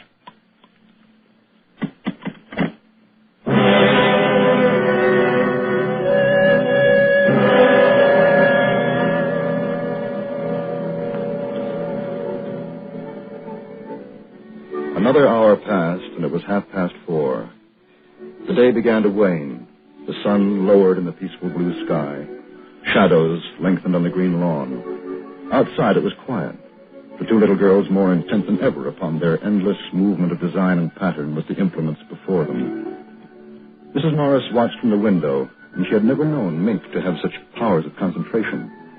She had switched on the radio and sat drinking a cup of coffee and turned over her thoughts. Children. Children love and hate side by side. Sometimes children love you and hate you all in half a second. Strange children. Do they ever forget or forgive the whipping and the harsh, strict words of command? I wonder. How can you forget or forgive those over and above you? Those tall, silly dictators. Those parents. Mom! Oh, what is it, dear? Have we got a piece of lead pipe and a hammer? Well, I don't know. They might be in the garage. What do you want them for? Oh, we just need them. Well, if you tell me, I can I find can get them. Thanks, Mom. Is something wrong? Real stuff halfway. If we could get them all the way through, it'd be easier. And all the others could come through after us. Well, can I help? Thanks, Mom. I can fix it. You better get through, Mink. I want you to take your bath before your father comes home. All right. He's coming home early. And Mink!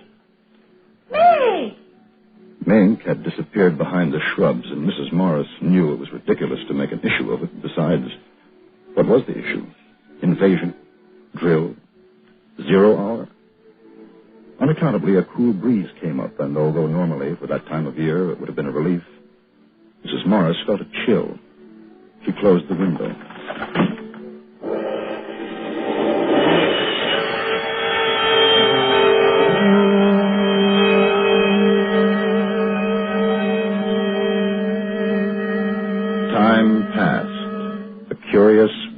silence came upon the street, deepening. Then from the living room, Mrs. Morris heard...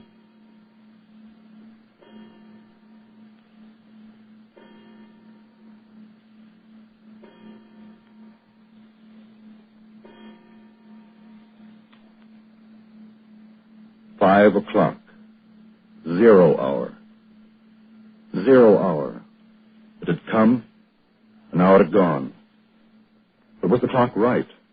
Mrs. Morris, knowing how foolish it was, knowing it, went to the phone and dialed. Silly. Silly.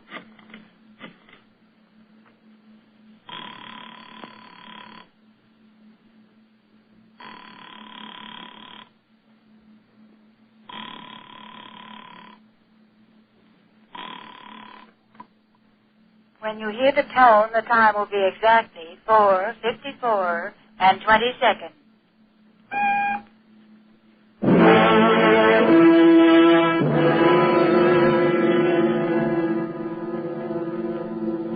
$4:54 and 20 seconds. Mrs. Morris knew that it wasn't as silly as she had thought, because it wasn't 5:00 yet, not 0 hour yet. Then the car drove up into the driveway. Hey, how's it going? You got a gift for your old man? Well, that's a nice thing. What are you doing? We're playing Invasion. Oh, swell. Mother in the house? Yes? Okay, be good. I will. 0 hour in a few minutes, Daddy. All right, I'll be ready. Mrs. Morris heard him chuckle, and his steps up the walk to the front door.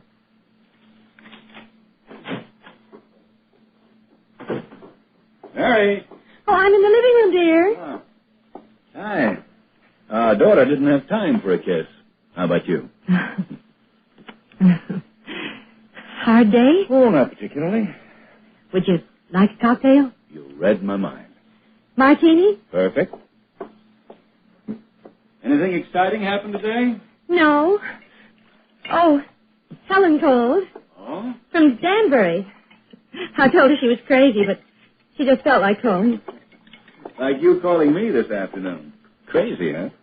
Oh, what was that all about? Well, I told you I wanted to. Hey, incidentally, what's this new game the kids are playing? 0 hour. Invasion. That's a nice, depressing thought. Oh, I don't know. Something silly. They're all playing it these days. Here. Oh. You make the best martinis in the world. I'm glad you think so. Hasn't this been a beautiful day? You know, I kept looking out the window wishing I was anywhere but in that office. What's the time, Henry? A couple of minutes after 5. What? No, the clock's wrong. By your watch. Oh, well, I've got 2 minutes, too. I'm probably slow. You got something on the stove? No, I just wondered. Honey. Hey, look at me. What's the matter? Well, nothing, really. No, really. Mink been up to something? Of course not. Then what? Well, I guess I'm a little tired. Upset, that's all. You want to go out for dinner? Oh, no. I got a steak here. Well, I tell you what. I'll barbecue it. How's that be? Oh, fine. What was that? What? I thought I heard something. Well, I didn't. I must have been imagining it. Hey, you are jumpy. Why'd you have a drink? Do you just... No, I don't want one. What's the time? Mary, what is this? Well, I mean it. Something's wrong. No, I want to know. It's silly. It's so silly. I'm on edge. Mary? I am. I don't like it. That kid's done something, hasn't she? I'm going to get her in. Oh, no, Henry, please, don't. She hasn't. It's nothing at all. I just... What's that? I don't know. Well, those kids haven't got anything dangerous out there, have they? I noticed a lot of junk lying around. No. Nothing dangerous. Just things, you know. Nothing electrical? Well, no, I'm sure not. Oh. What the devil? Well, maybe you better go out and tell them to stop playing now. It's after 5. You tell me to put off the invasion until tomorrow. Tell them. It's coming from outside. So what are they up to? I better take a look. Mink? Mink? Good Lord. Bomb! They're bombing! Oh, no, it's upstairs. I know it is. In the attic. That's where it is. Mary!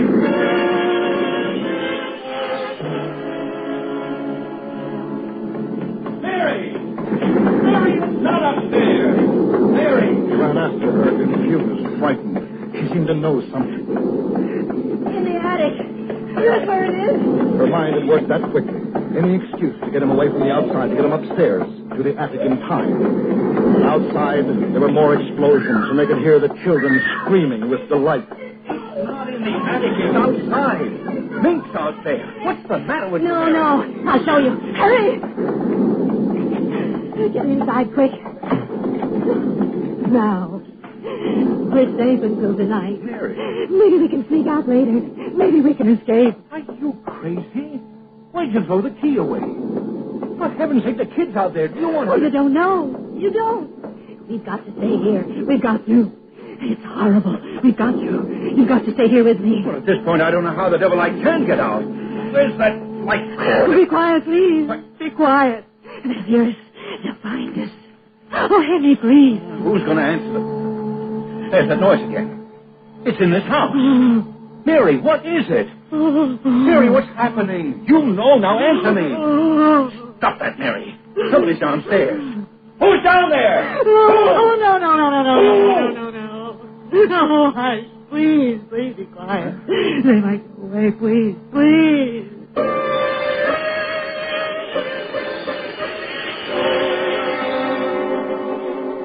And between his wife's terror and the electric humming from below, Mr. Morris felt a great fear.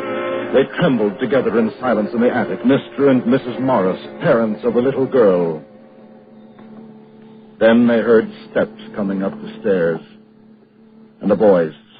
Mom, Dad, where are you?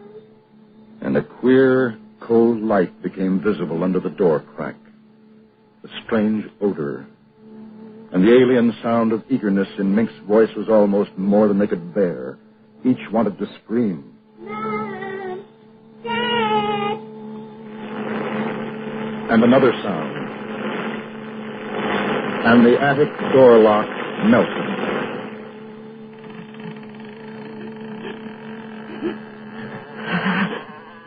Mink. Mink, with bright little eyes and tousled hair, peered inside. And behind her, tall, wavering blue shadows. Frightful shadows.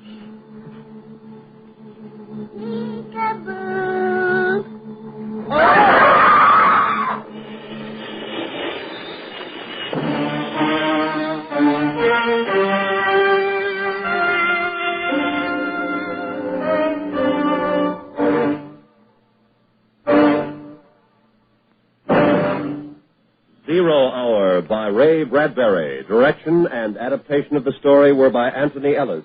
Tonight you heard Paula Winslow as Mrs. Morris and Issa Ashdown as Mink, with John Daner as the narrator. Featured in the cast were Eve McVeigh, Bill Johnstone, and Mary McGovern. The special music for Escape was composed and conducted by Leith Stevens. Next week... You are together in a room, you and the one you love, the objects of an experiment, while the man who has dared you to undergo his test is waiting for the moment when you break, and in your defeat, find that there is no escape. So listen next week, when Escape will bring you Stephen Vincent Benet's unusual story, Elementals.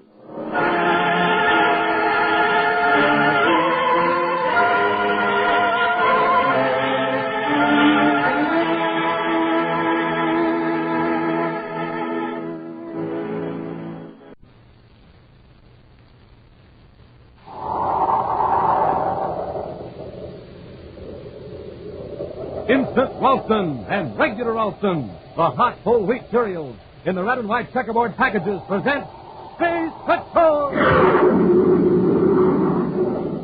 High adventure in the wild, vast reaches of space. Missions of daring in the name of interplanetary justice.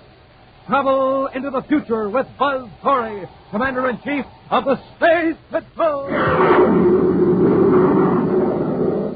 In today's transcribed Space Patrol adventure, Cadet Happy is approaching a small fortress in a jungle clearing on Planet X, where Commander Corey is being held captive by Prince Baccarati and Dr. Malengro. Baccarati glances through the gun port. Fool? The little fool? What are you talking about, Baccarati? Coming across the clearing from the jungle. It's a Space Patrol man. You're killed dead. Happy. Watch Corey, Malengro. I'll take care of the cadet with this blast gun. Baccarati, don't. Look, Corey. See what happens to those who defy the will of Prince Baccarati? We'll return in just a moment with today's exciting Space Patrol adventure, The Revolt of the Space Rat.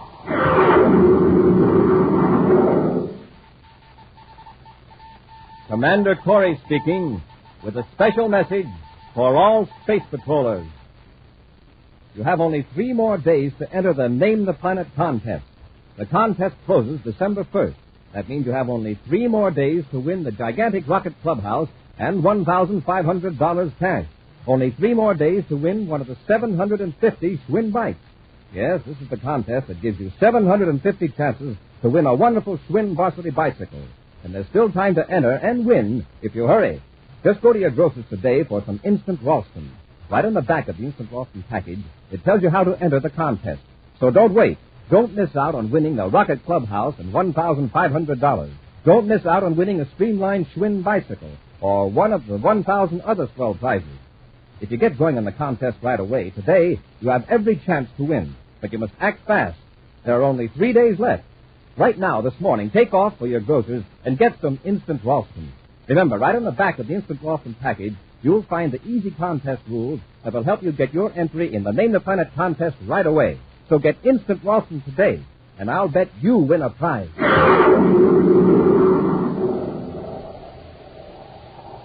And now, today's Space Patrol adventure, The Revolt of the Space Rats. With Prince Baccarati and Dr. Malengro locked securely in the NAP compartment, Commander Corey and Cadet Happy settle back comfortably at the controls of the Terra 5. The giant Planet X grows smaller in the rear view scope as their spaceship approaches the orbit of Pluto on their long journey toward the man-made planet Terra. Hey, Commander, now that Baccarati's out of the picture, what's going to happen to Planet X? Will it become one of the United Planets? Well, that's a difficult question, Happy. It's something the Secretary General and the other planetary leaders will have to work out. Baccarati sure was stupid. I'll bet he's back there in the ads compartment kicking himself for being such a fool. I doubt it. If I know Baccarati, he and Malengro are busy thinking up ways to escape. A lot of good that'll do them. In a few hours, we'll have them on Terra under heavy guard. Then it'll be a criminal rehabilitation center for both of them. Until then, we've got to be on the alert, just in case some of his agents make a desperate attempt to rescue him. Yeah, but they don't know he's been captured. His men think his ship is sunk in the great sea of the Planet X. Just the same, I'm taking no chances. Watch those viewscopes, Pat.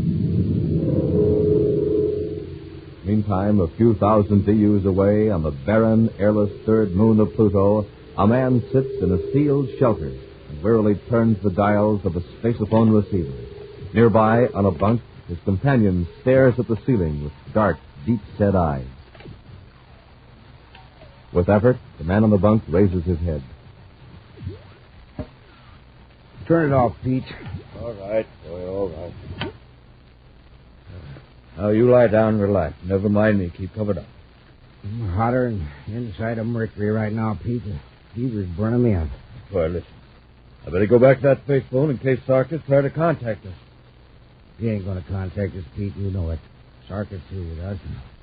Why don't you be smart and blast off on that lunar job? Leave you alone? Not your fault. I come down with space fever and can't stand high acceleration. This little lunar ship of ours will take you off this moon. Now get going. All right, I'll go. Now you're talking sense. I'm going to contact a ship that can get you off this moon without shaking you to pieces. A ship with enough power to reach escape velocity real back. Are you crazy? The only ship that'd bother would be a space patrol cruiser. Maybe. You know what'll happen if the space patrol gets a look at this setup. You'll end up in a criminal rehabilitation center. Maybe I can convince them with just a couple of prospectors. Why don't you space it them to help us if we're going this way? Rosark intercepted the message. How long you think we'd last? You just leave this.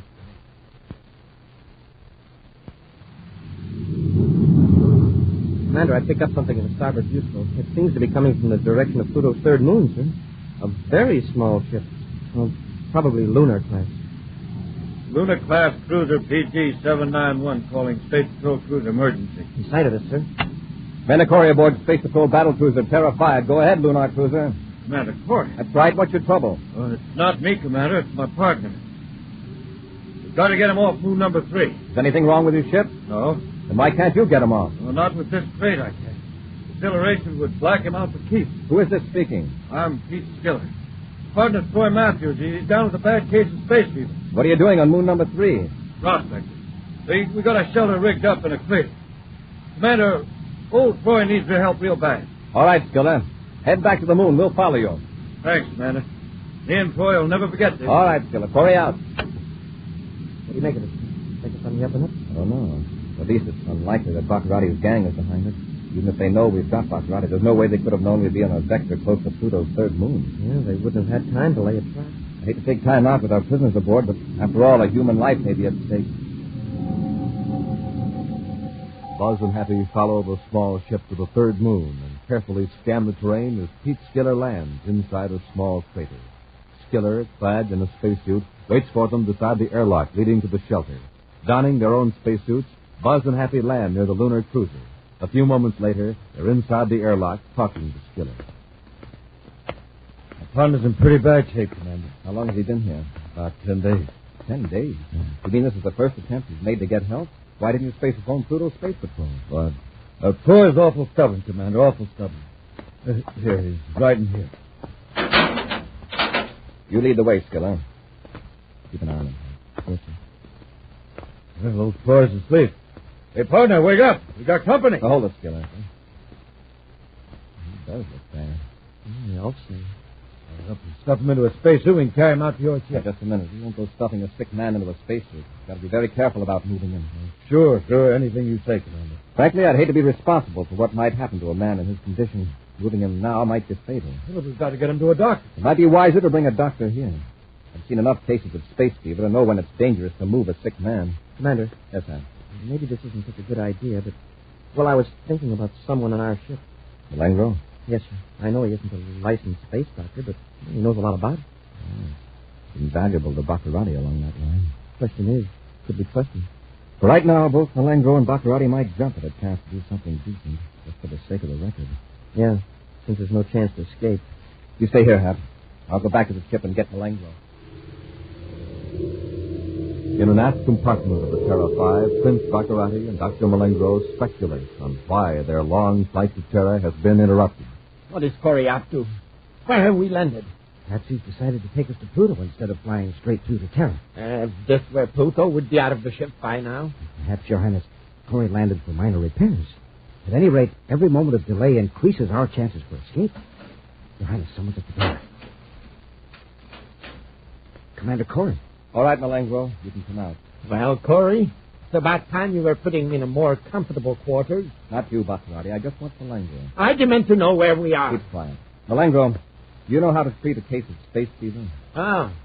Cadet Happy, safe. Malengro, come out here in the corridor so we can talk. Come on. Don't leave me, Malengro. Corey has no right to... I asked you a question, Malengro. Can you treat space fever? I will match my skill as a space physician with any doctor in the solar system. Now's your chance to do something decent for a change. There's a man here on Pluto's third moon with a bad case of space fever. He's got to be moved in this ship. Excuse me, did you say Pluto's third moon? That's right. The man's a space prospector, so his partner says. If we can get him off here, we may be able to save his life. You could use a good deed on your record, Malengro. How about it? Very well, Commander. If you will give me a medical kit, I will see what I can do. All right, get into a spacesuit. A few moments later, Buzz escorts Dr. Malengro through the airlock into the shelter on the third moon. Do everything you can. Old Troy and I have been pals for 20 years. All right, Skiller. Let's let the doctor alone. Happy? Yes, sir? Go with Malengro. Keep an eye on him and help him if he needs a hand.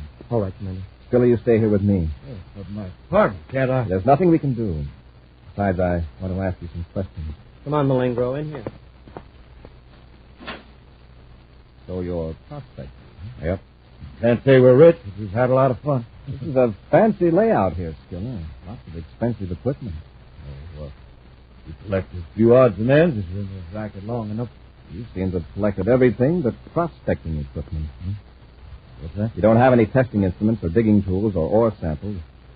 Just what are you here for, Skiller? Well, Commander, I was afraid you'd get around to that. Since you've been so good about helping old Toy in there, I'll tell you. Toy and me have had a run of tough luck lately, so we tied up with Jan Osaka. Jan Osaka? He's the biggest crook on Pluto. I know it. How do you fit in with him? Well, Toy and me have been, well, sort of go-between.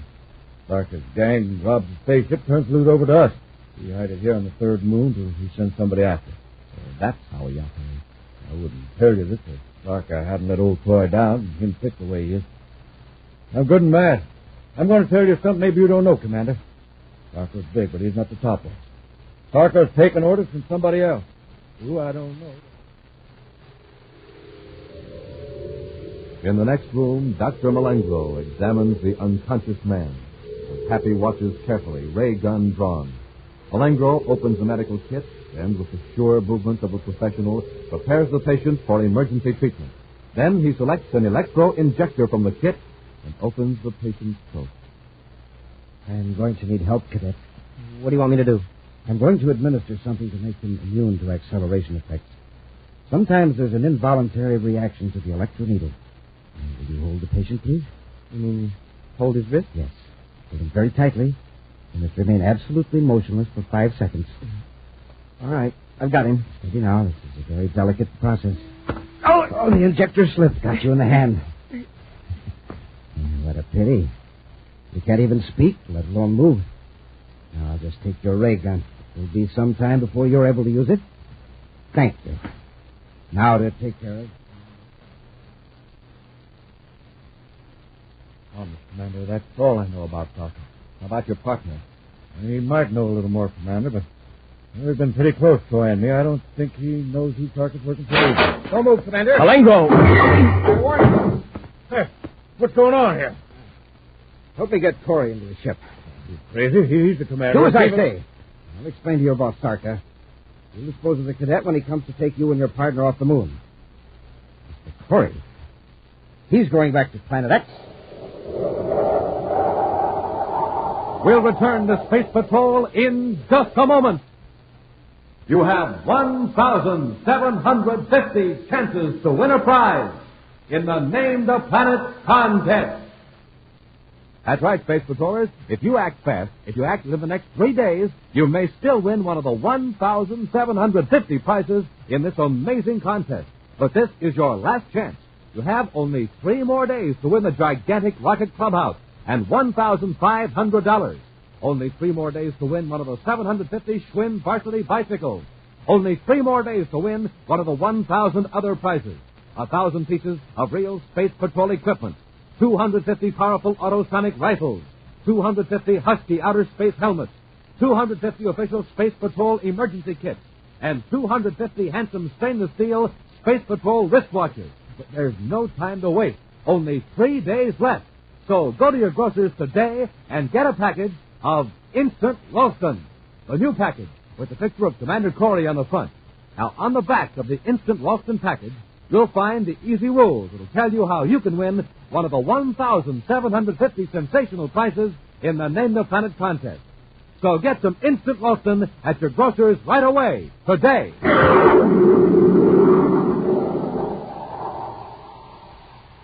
And now, back to our Space Patrol adventure, The Revolt of the Space Rats. While holding Prince Baccarati and Dr. Malengo and their ship as captured, Buzz and Happy responded to a distress call from a lunar cruiser that led them to Pluto's third moon. There, Pete Skiller, a self-styled prospector, led them to his partner who was suffering from space fever. Knowing the man's condition to be serious, Buzz brought Dr. Malengo in to treat him, leaving Happy to watch the wily doctor. Malengo used an instrument from the medical kit to paralyze Happy, and then, taking Happy's ray gun, Malengo rushed to the airlock of the prospector's shelter and overpowered Buzz, forcing Pete Skiller to carry Buzz to his ship. Now, Buzz regains consciousness in the control compartment of the Terra 5, with Baccarati standing over him with a ray gun. Our position is reversed now, Commander. You are the prisoner. Where's Cadet Happy? Why, back on moon number 3, Commander. But don't worry. He'll be well taken care of. But it wasn't, Frank. Pete Skiller's working for you. Pete Skiller? Oh, that old spaceman. Yes, he's working for me. But he didn't know it until an hour ago. It was purely by accident that you landed on the moon. And Daniel Sarker is one of your men. Yes, Commander. A very valuable cog in my machine. If you had succeeded in getting me to Terra for a brainograph test, you would have learned something very interesting. But you're going to tell it to me anyway, I suppose. Yes, because you can't do anything about it. Sarka is about to destroy Pluto City. The scheduled time is, let's see, just 36 hours from now. Destroy Pluto City? Well, why? What good will that do you? It will wipe out the nearest Space Patrol base to Planet X. You'd wipe out an entire city just to destroy a few Space Patrol ships? Of course. It is more economical that way, and less risk for Sarka. He can drop a cosmic bomb from a spaceship after his men are safely out of the city. What about Happy? What are you going to do with him? I haven't given it a thought, Commander. I suggest you worry about what is going to happen to you when I get you back to my castle on Planet X. In the shelter on Pluto's third moon, Happy is recovering from the paralyzing effects of the electroneedle injection as Pete Skiller hovers anxiously over his unconscious partner, Troy Matthews. Troy. Speak to me. Troy, can you hear me? Skiller, listen to me. He's barely breathing. Cadet, can't you do something? Look, Skiller, I know you want to help your partner. Why not? Well, Sarka will hear it. He'll have his men blast us before help can get here. So you're working for John O'Sarka, huh? Yes. First, I thought it was just plain space piracy. Now I know it's something bigger. I wish me and Troy had stayed clear of it. Something bigger? What do you mean? There's somebody above Sarka. His doctor was here. He has something to do with it. Malengo. That means Prince Baccarati. Yes, this is Dr. Malengo. He said he'd have Sarka come here for me and Troy. Think he will? Think he will. I'm afraid he will. What do you mean, sir? If Sarka shows up, well, he'll see to it that none of us get off this moon alive. What are we going to do? Get in your lunar ship and blast off. What about old Troy? We can't leave old Troy. Malengro's taking Commander Corey back to Planet X. Is that right? Yeah, that's what he said. Well, if he succeeds, there are more lives than Troy's at stake. If we rescue the commander, we can save Troy, too. All right. Tell me how. Well, we can't hope to overtake the commander's ship in your little lunar job. If we could only... Hey, what's that stuff over there, stacked in the corner? I don't know. Troy and me lugged it in. Sarka's gang took it off the cargo ship. Some sort of electronic equipment, I guess. Yeah. It's spaceophone neutralizing equipment. Huh? Frequency dampers. It blocks out spaceophone signals. Reckon that won't do us any good. Wait a minute. Baccarati's robot patrol ships. Oh, what about it? Well, those unmanned ships Baccarati has circling Planet X. If a ship approaches, they send out warnings to his castle. That's so? Yeah, but with one of these neutralizers, we could block out the warning. Son, you aren't thinking of sneaking up to Baccarati's castle in that little lunar ship of mine? Oh, you ain't got power enough to make a slow landing on a big planet like Planet X. We'd be smashed to bits. Well, wait a minute. We could take over one of those robot ships. That could land on Planet X and maybe overtake Baccarati. Maybe you got something, son. Yeah, but what about old Troy? Well, we'll have to leave him here, Skiller, but, well, it's his only chance. And ours. All right. So long, partner. We'll be right back. With Happy at the controls, the small lunar ship speeds toward Planet X. As they near the defense perimeter, Happy cuts on the spaceophone damper to blot out warning signals from the robot patrol ships. A few moments later, a robot ship appears on the viewscope, and Happy changes vector. The sensitive detecting devices on the robot pick up the lunar ship, and the spaceophone faithfully transmits data to the receptors on Planet X. But the signals are neutralized. And skillfully, Happy joins airlocks with the robot ship, and he and Pete Skiller go aboard. Great swooping comet. What a ship. Not a soul aboard. That's right, Skiller. Circled Planet X on automatic pilot. You run it by hand? Sure, it's just as simple as your ship. All you have to do is kick this lever up to the pilot's control position. There. Now we're on manual. This section of the panel has all the controls we need. Look familiar? It sure does. Like my own ship, almost. Right. Now we'll just cut your lunar cruiser loose and head for Planet X. Sorry, Cadet. I got other plans. What do you mean? Hey, where'd you get that gun? Out of my ship. Now, let's not have any trouble, son. Just step back out of the way. Skiller, what are you going to do? I thought we were going to... I'm going back and pick up old Troy. This ship can land on Planet X and can blast off of Pluto's third moon without hurting my partner. Now, Skiller, I thought we agreed to rescue Commander Corey first. Sorry, son. I reckon I just ain't that big. 20 years it's been me and old Toy. But he fought for us, so we just didn't get in the habit of fighting for anybody else. Now, if you'll just step down, away from those controls. Well, okay, Skiller. I'll step down. Now get this, Skiller. I'm heading for Planet X. With this robot ship, maybe we can overtake Baccarati and trick him into thinking his castle is surrounded. I can do it by myself if I have to, but I'll leave it up to you. Whose side are you on? Me? Why, son, there ain't no question about it. I'm on our side. With Prince Baccarati at the controls, the Terra 5 flashes across the darkness of space toward Planet X. Enjoying the turn of events, Baccarati keeps Buzz in the control compartment under the watchful eye of Dr. Malengro and his ray gun. In a few minutes, we will be safely inside my castle, Commander. I will see that you are with me when the report comes in on the destruction of Pluto City. Baccarati, listen. You've got to stop that plan. Call off Sarka. Call him up? Why should I? Wait, listen. It's a signal from a robot ship. What is it, Malengro? It's a warning. No. Malengro, what is it? It's a signal from Robot Patrol Ship X-34, Your Highness. Enemy ships are approaching Planet X. Space Patrol. Where are they? Wait. If you please. Excellency, some of them have landed and near your castle. What? Your castle's surrounded. Keep Corey covered. I'll pull the Space Patrol, yeah. I'll land on Planet X. Your Highness, you can't. Not near the castle, you fool. It's emergency blockhouse number 5. Hundreds of miles out of the castle. Near the jungle? Yes. If the Space Patrol ships are grounded, they'll never be able to locate us. Keep tuned to that robot ship. Yes, Your Highness. Feverishly, Cadet Happy works the code-sending apparatus of the robot ship, while Pete Skiller follows the Terra 5 toward Planet X. Cadet, I think they're going to land. Good. I'll cut out the code signal. Cadet, take a look at that Kaleidoscope. We've landed the commander's ship. That means Baccarati will probably be leaving the ship. Yeah. Then what do we do? We'll set this robot ship down in the jungle and then work toward the commander's ship. Well, what if they see this ship? Well, it's one of Baccarati's own ships, so maybe they won't. Well, maybe it won't alarm them. Anyway, it's a chance we've got to take.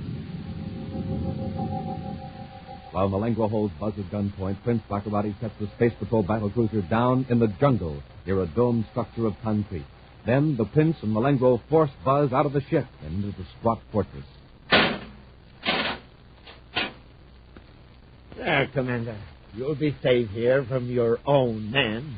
Watch him, Malengro. Yes, Your Highness. This isn't going to get you anywhere, Baccarati. If Space Patrol ships are surrounding your castle, they'll have seen my ship land here in the jungle. Oh, I'm not worried, Commander. Not worried at all. I intend to make myself comfortable here for a few hours until I hear from Sarka that Pluto City has been destroyed. Keep the Commander covered, Your Highness, wake up. Prince Baccarati, wake up. Your Highness, look through the gun port. Someone's approaching. What? Across the clearing from the jungle. It's a Space Patrol. The cadet. Watch Corey, Malengro. I'll take care of the cadet with this blast gun. Baccarati, don't. Watch this, Corey. See what happens to those who defy the will of Prince Baccarati. That was close.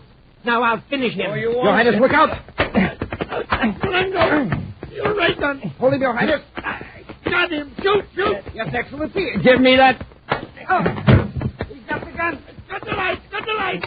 I got it! Run, Your Highness! Run for the door! Commander! Just a minute, Hap.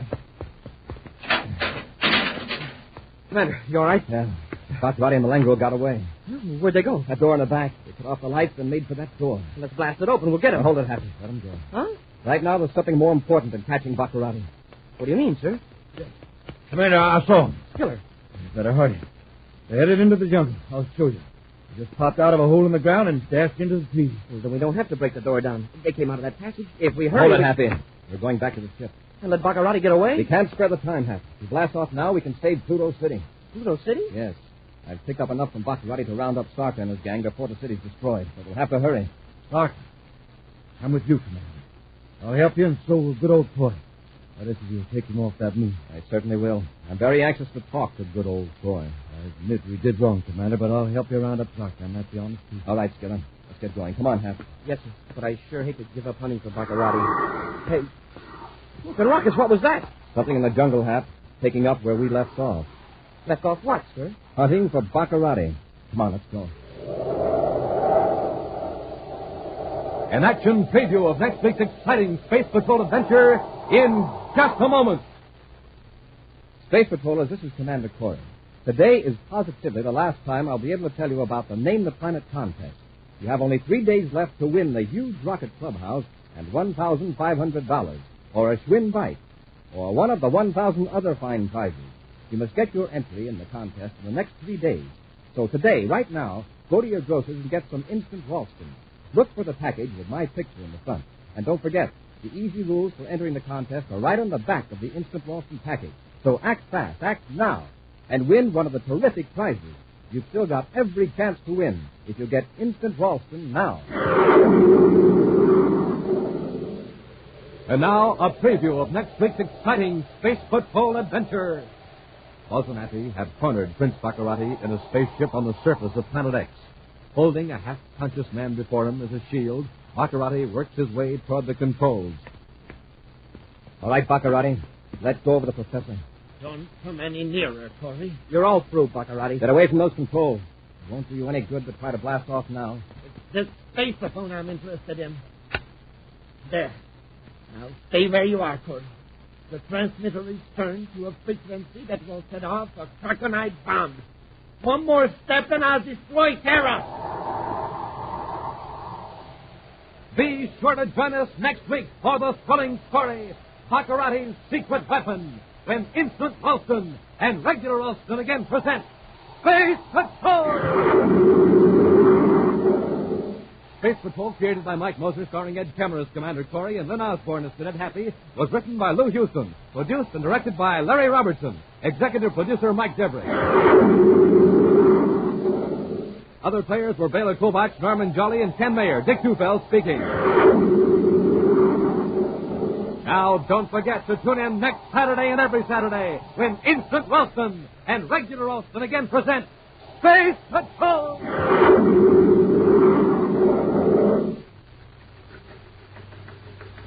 This is Dick Tufeld in Los Angeles, reporting on the first airplane with swept-back wings used in the U.S. Air Force, North American's F-86 Sabre jet fighter. In a moment, we'll hear from George Welch, the famous test pilot of the Sabre jet. The Sabre is 37 feet long, weight 8 tons. Wings are swept back at a 35-degree angle. Top speed more than 650 miles per hour. Now, George Welch, recorded at Edwards Air Force Base. I was lucky enough to fly the F-86 Sabre jet for the first time. First time up, or the 50th, every flight is important. That's why I have to keep in top shape. I like to eat good food with lots of energy in it. Rice Chex and Wheat Chex meet that test, and they taste exactly right. I think you'll like them, too. No other cereal, puff or flake, contains so much nourishment in such concentrated bite-sized form. So take a tip from George Welch, Joe Lynch, and other top test pilots. Make your cereals Rice Chex and Wheat Chex. All you Space Patrollers know that fire can cause a lot of trouble, so be careful with matches. Be careful when you're around the stove. Protect your home from fire. Be sure to see another exciting Space Patrol program on your local ABC television station. Consult your local paper for time and channel. This program is broadcast to our armed forces overseas through the worldwide facilities of the Armed Forces Radio Service. Space Patrol came to you transcribed from Hollywood. This is ABC Radio Network.